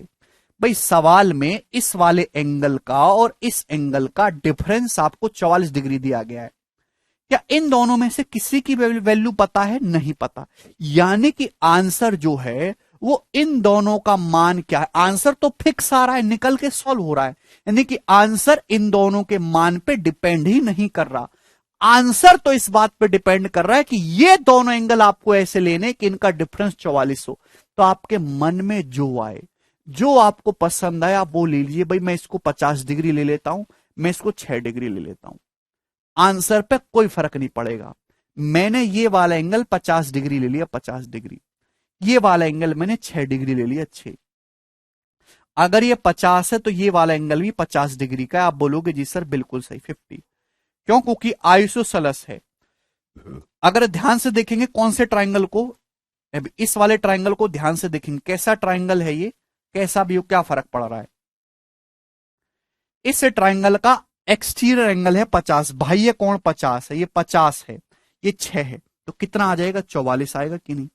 44 आएगा। भाई 44 प्लस 6 50 होता है, ये 44 है तो ये भी 44 होगा, वो कि आइसोसेलेस ट्राइंगल है, दो साइड बराबर। 44 44 88, तो तीसरा कितना बचा? ये 92 बचा, ये आपको निकालना था 92, 92 डिग्री आंसर है, ऑप्शन नंबर बी।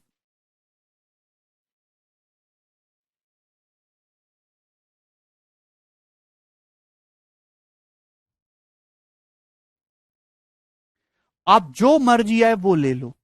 एक बच्चा कहता है सर मैं तो एक्स पीआरक्यू को 45 डिग्री लूंगा, मैं इसको 1 डिग्री लूंगा। आप कुछ भी करो, आंसर पर रत्ती भर फर्क नहीं पड़ेगा, कि आंसर इन दोनों के मान पे डिपेंड ही नहीं कर रहा। ना आप इनका मान निकाल सकते हो, ना कोई तरीका है, ना कोई फॉर्मूला है। आंसर तो केवल इस इक्वेशंस पे डिपेंड कर रहा है।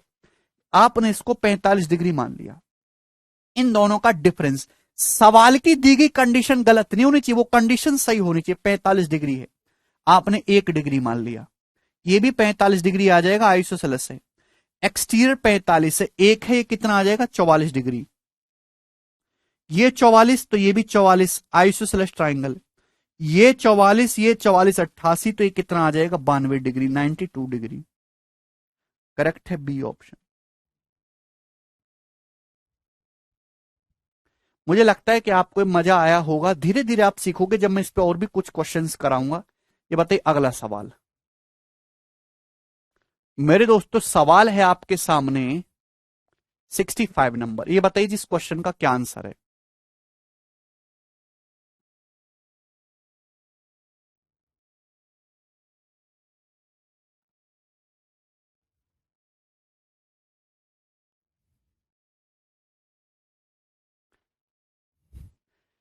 बहुत ही बेहतरीन सवाल आपके सामने दिए गए चित्र में पी आर बराबर क्यू एस बराबर क्यू आर, आपके सामने बढ़िया सा चित्र दे रखा है, उसमें आपको दे रखा है पी आर कहां मरगा, पी आर बराबर क्यू एस।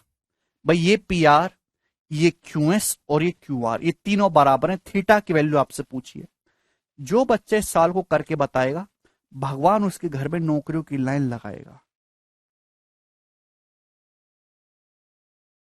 चलिए आपके सामने सवाल दे रखा है, बोला है पी आर, पी आर मतलब है मेरे दोस्तों ये, बोला है क्यू एस, पी आर मतलब है मेरे प्यारे भाई ये, क्यू एस, क्यू एस मतलब है ये, और ये जो है मेरे दोस्तों Q R, sorry P R ये है, ये क्यू आर है, ये क्यू एस, ये तीनों सेम है। थीटा बताना, थीटा ये।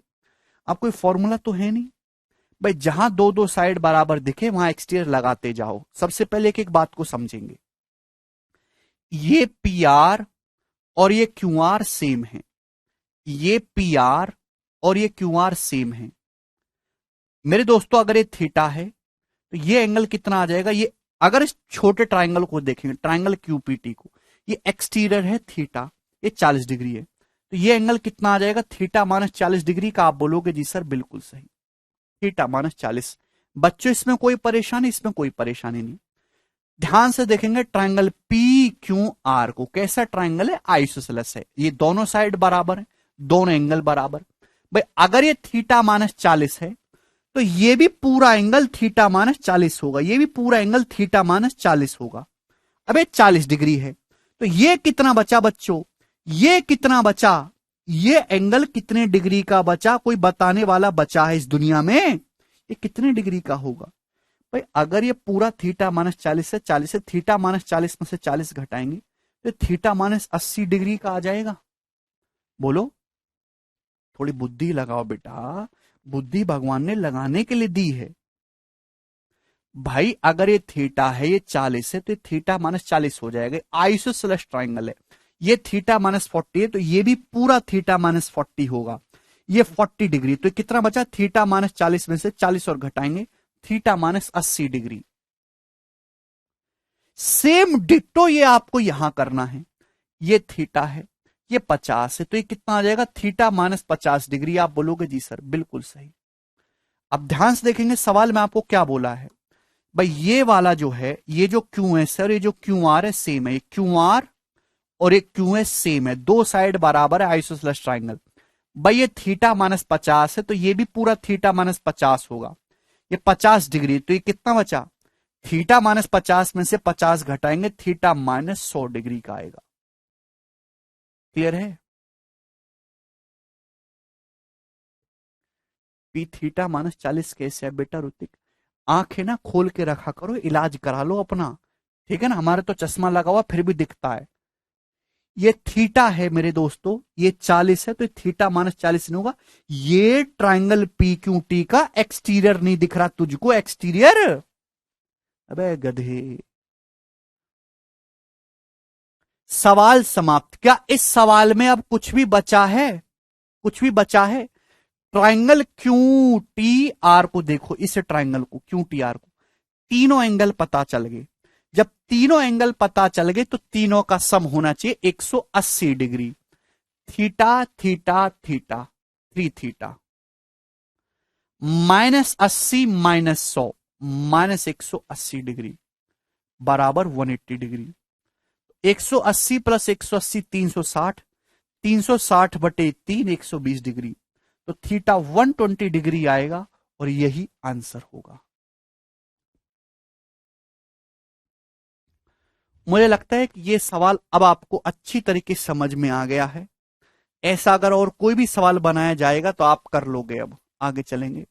सवाल है जी आपके सामने 66 नंबर, ये बताइएगा।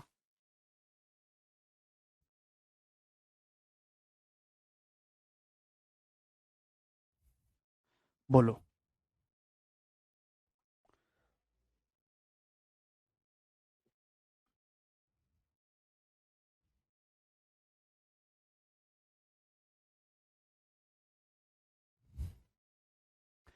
एक स्क्वायर एबीसीडी है, उसके अंदर एक इक्विलेटरल ट्राइंगल बीपीसी बनाया गया है। तो आपसे पूछा एंगल एपीडी। देखिए, आपको थोड़ा बहुत स्क्वायर और इक्विलेटरल ट्राइंगल के बारे में पता होना चाहिए। इक्विलेटरल ट्राइंगल की मेरे दोस्तों तीनों साइड सेम होती हैं, है भाई, तीनों एंगल सेम होते हैं 60-60 डिग्री के। लेकिन जो स्क्वायर होता है, स्क्वायर होता है वर्ग, चौकोर बॉक्स, चौकोर, चारों साइड बराबर होती हैं, चारों एंगल 90-90 डिग्री के होते हैं, 90-90 डिग्री के, है भाई। अगर आप एक स्क्वायर का डायगोनल खींचते हैं तो बिल्कुल दो बराबर टुकड़े हो रहे हैं, जैसा इधर है वैसा ही उधर है, तो बिल्कुल बाइसेक्ट होता है आधा आधा, ये 45 डिग्री, ये 45 डिग्री, 45 45 डिग्री में हो जाता है टुकड़े दो बराबर। तो मेरे दोस्तों आपको यहां पे यही करना है, बहुत ही दिमाग लगाना है, ध्यान सुनेगा। आपके पास एक स्क्वायर है इस प्रकार से, वर्ग A A B C D, A B C D. अब थोड़ा ना लॉजिकली समझिएगा। अब इसके अंदर एक इक्विलेटरल ट्रायंगल बनाया गया बीपीसी, तो इक्विलेटरल ट्रायंगल बीपीसी बनाया गया तो बी और सी वर्टेक्स तो सेम है, यानी कि मेरे दोस्तों ये जो इक्विलेटरल ट्रायंगल बना होगा ये कहां बना होगा, अंदर बना है, साइड बीसी के ऊपर बना होगा, साइड बीसी के ऊपर बना होगा।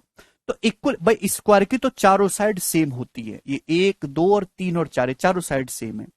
और इक्विलेटरल ट्रायंगल आपको साइड बीसी के ऊपर बनाना है, तो इक्विलेटरल ट्रायंगल कैसे बनेगा, ऐसे,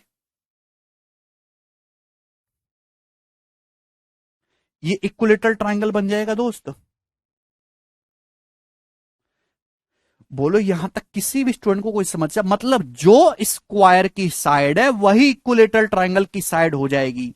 अबे ये बीसी स्क्वायर की साइड भी है, यही बीसी इक्विलेटरल ट्रायंगल की साइड भी है मेरे दोस्तों, तो सेम हो जाएगा मेरे दोस्तों। यहां पर इक्विलेटरल ट्रायंगल की साइड और ये स्क्वायर की जो साइड है सेम हो जाएगा। बोलो कोई बच्चा कहेगा सर आप ये ऊपर तक क्यों नहीं लेके गए पी तक, तो भाई उसके पीछे का कारण है, भाई स्क्वायर है, स्क्वायर की साइड अगर ए है तो एक अगर आप ऐसे ऊपर तक ले जाओगे तो ये भी ए है, ये आधा हो जाएगा a/2, तो ये तो ए से बड़ा आ गया ना।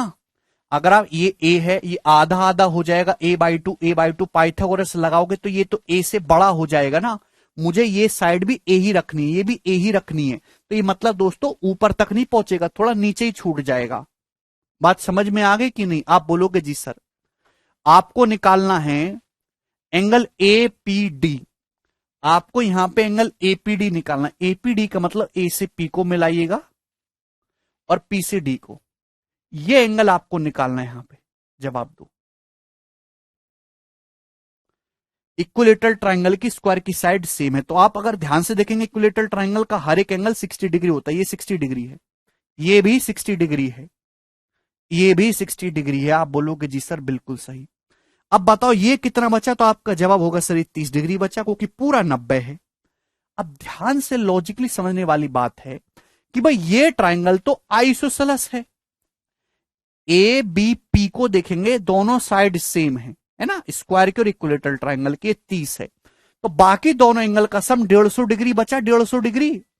अगर ये 30 है तो बाकी दोनों एंगल का सम 150 डिग्री बचा, दोनों बराबर होंगे आधा आधा 75 डिग्री के, तो 75 डिग्री आएगा। सेम इसी प्रकार से मेरे दोस्तों ये 30 डिग्री है, बाकी जो दोनों एंगल का सम 150 डिग्री बचा, दोनों आधा आधा होंगे ना, 75 डिग्री, ये 75 डिग्री वो भी 75 डिग्री। भैया मेरे अगर ये 75 75 150 है, ये 60 210 है, पूरा चक्कर तो 360 होना चाहिए ना, 75 75 150 और 60 210, ये कितना बचेगा 150 डिग्री, टोटल 360 होना चाहिए ना। 360 में से आप 210 डिग्री घटा देंगे तो एंगल 150 डिग्री बचेगा। ऑप्शन नंबर डी करेक्ट है।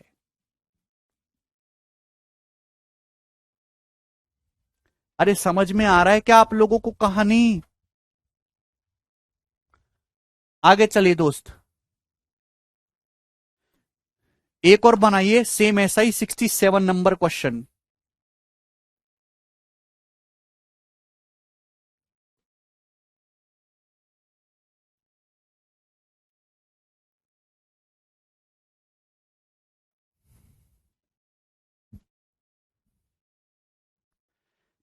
एक आपके सामने स्क्वायर बनाया गया वर्ग एबीसीडी इस प्रकार से, ठीक है भाई, और एक इक्विलेटरल ट्रायंगल एबीई है जो इसके अंदर खींचा गया है, और डायगोनल साइड ए बी और डायगोनल डी बी एक दूसरे को पॉइंट ओ पर काट रहे हैं, तो आपसे ए ओ बी पूछा है, बहुत ही बढ़िया सवाल है भाई। एक स्क्वायर है, एक वर्ग है A B C D, A B C D, सवाल के अकॉर्डिंग इसके अंदर एक इक्विलेटरल ट्राइंगल एबीई बनाया गया है। तो भाई स्क्वायर की चारों साइड बराबर हैं और इक्विलेटरल ट्राइंगल मुझे इसके अंदर बनाना है एबीई। तो भाई एबीई जो है मेरे दोस्तों इक्विलेटरल ट्राइंगल, तो एबी जो है वो तो यही साइड आ गई ना एबी। तो इक्विलेटरल ट्राइंगल कैसे बनेगा? इस प्रकार से बन जाएगा।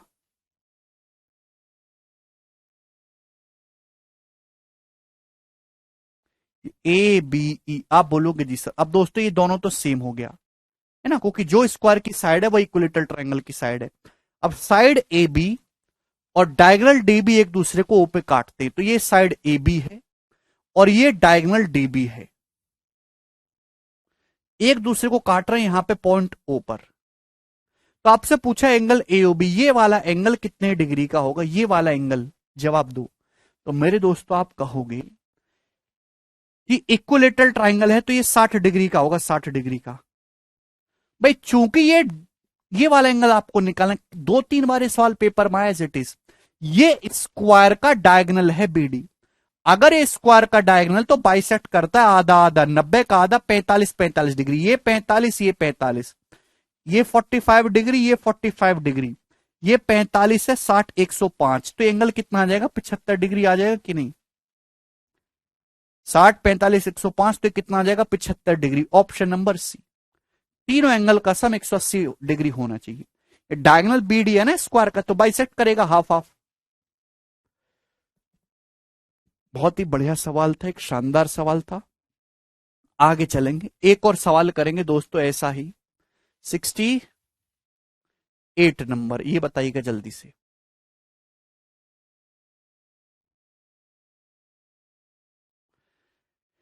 एक इक्विलेटरल ट्राइंगल एबीई है जो स्क्वायर की साइड एबी पर बनाया गया है। Equilateral triangle is outside the square, equilateral triangle जो है स्क्वायर के बाहर है।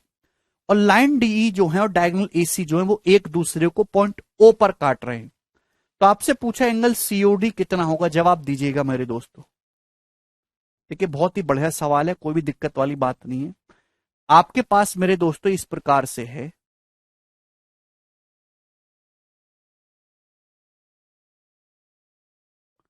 ठीक है भाई, ये एक स्क्वायर है। अब एक इक्विलेटरल ट्राइंगल बनाना है, एबीई जो बाहर बनाना है। तो मैंने दोस्तों एबी को धर लिया, तो थोड़ा ना दिमाग लगाया करो, ऐसा नहीं कि कुछ भी कर देते हो आप। एबीसीडी स्क्वायर है वर्ग। स्क्वायर तो खास बात है कि इसकी चारों साइड सेम है। अब एक इक्विलेटरल ट्राइंगल बनाना है एबीई, तो एबी जाहिर सी बात है साइड एबी पे बनेगा, इसलिए पहले मैंने एबी को इधर ले लिया, इससे कि इक्विलेटरल ट्राइंगल बनाने में आसानी रहे मुझे। एबीई, तो भाई ये भी स्क्वायर की साइड है एबी, ये इक्विलेटरल ट्राइंगल की भी साइड है। अब इक्विलेटरल ट्राइंगल की भी तीनों साइड सेम हो गई, क्योंकि ये साइड एबी दोनों की कॉमन हो गई। अब यहां पे बोला है कि लाइन डीई और स्क्वायर एसी ओ पे काट रहे हैं, तो मेरे दोस्तों डीई, ये आ गई मेरे दोस्तों लाइन डीई।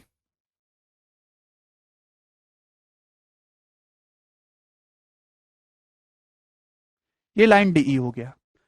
और ये मेरे दोस्तों डायगोनल एसी एक दूसरे को ओ पे काट रहे हैं, ये वाला डायगोनल एसी है, ये वाला जो डायगोनल है वो एसी है मेरे दोस्तों। कहां मर गया? ये एक दूसरे को पॉइंट ओ पे काट रहे हैं। तो आपसे पूछा ये एंगल सीओडी, सीओडी ये वाला एंगल कितने डिग्री का होगा? जवाब दीजिए। ये एंगल सीओडी कितने डिग्री का होगा? कौन करके बताएगा? बहुत अच्छा सवाल है, फटाफट ध्यान से 1 सेकंड में करके बताइएगा, इससे ज्यादा जो है आपको नहीं करना है। मेरे प्यारे भाई जब आप ध्यान से देखेंगे तो आपको पता चलेगा कि ये जो है ये किसका एक्सटीरियर है। तो आप कहोगे सर ये ट्राइंगल एओडी को देखो ना, छोटे से ट्राइंगल एओडी को, इसका एक्सटीरियर है। तो मतलब आपको ये वाला एंगल चाहिए और आपको ये वाला एंगल चाहिए, इन दोनों का सम आएगा ये। अब ये एंगल तो 45 डिग्री का है मेरे दोस्तों, हर कोई जानता है। मतलब आपको ये वाला एंगल निकालना है। अब ध्यान से सुनिएगा मेरे दोस्तों, कैसे पता चलेगा। अब बताओ ये एंगल कितने का है मेरे दोस्तों? तो आप कहोगे सर 90 डिग्री, क्योंकि स्क्वायर है, हर एक एंगल 90 है। ये कितने का है? तो आप कहोगे सर इक्विलेटरल ट्राइंगल है 60, तो टोटल एंगल 90 60 150 हो गया। ये एंगल 150 डिग्री का हो गया, 90 + 60 150 डिग्री। आप बोलोगे जी sir this angle is complete 150, 90 + 60 total 150 हो गया। ट्राइंगल एडीई को देखो, ट्राइंगल एडीई को देखो, कैसा ट्राइंगल है एडीई, आइसोसेलेस है, दो साइड बराबर है, तो बाकी दो एंगल बराबर है। अगर ये 150 है तो बाकी दोनों एंगल का सम 30 डिग्री है, दोनों बराबर बराबर होंगे भाई, ये भी 15, ये भी 15, ये भी 15 डिग्री, ये भी 15 डिग्री, 15 डिग्री हो गया। आप बोलोगे जी सर अब ये एंगल 15 डिग्री आएगा, ये सवाल आया है प्री में, ये तो मैंने खुद बनाया आगे। अब स्क्वायर का ये डायगोनल है एसी, तो आधा आधा करेगा, बिल्कुल हाफ, 90 का आधा आधा, 45 45 में, तो 45 है भैया, ये 15 है, ये 45 है, तो एक्सटीरियर कितना बचा, तो आपका जवाब होगा सर इन दोनों का सम 60 डिग्री। ये वाला जो एंगल है ये 60 डिग्री हो जाएगा। अरे बोलो क्या आप कर पाओगे? ये पूरा 150 हो रहा था, बाकी 30 डिग्री बचा, टोटल 180 होना चाहिए, दोनों साइड बराबर है, दोनों एंगल बराबर होंगे 15 15 के। ठीक है, चलिए तो दोस्त आज इतना ही छोड़ेंगे, बाकी कल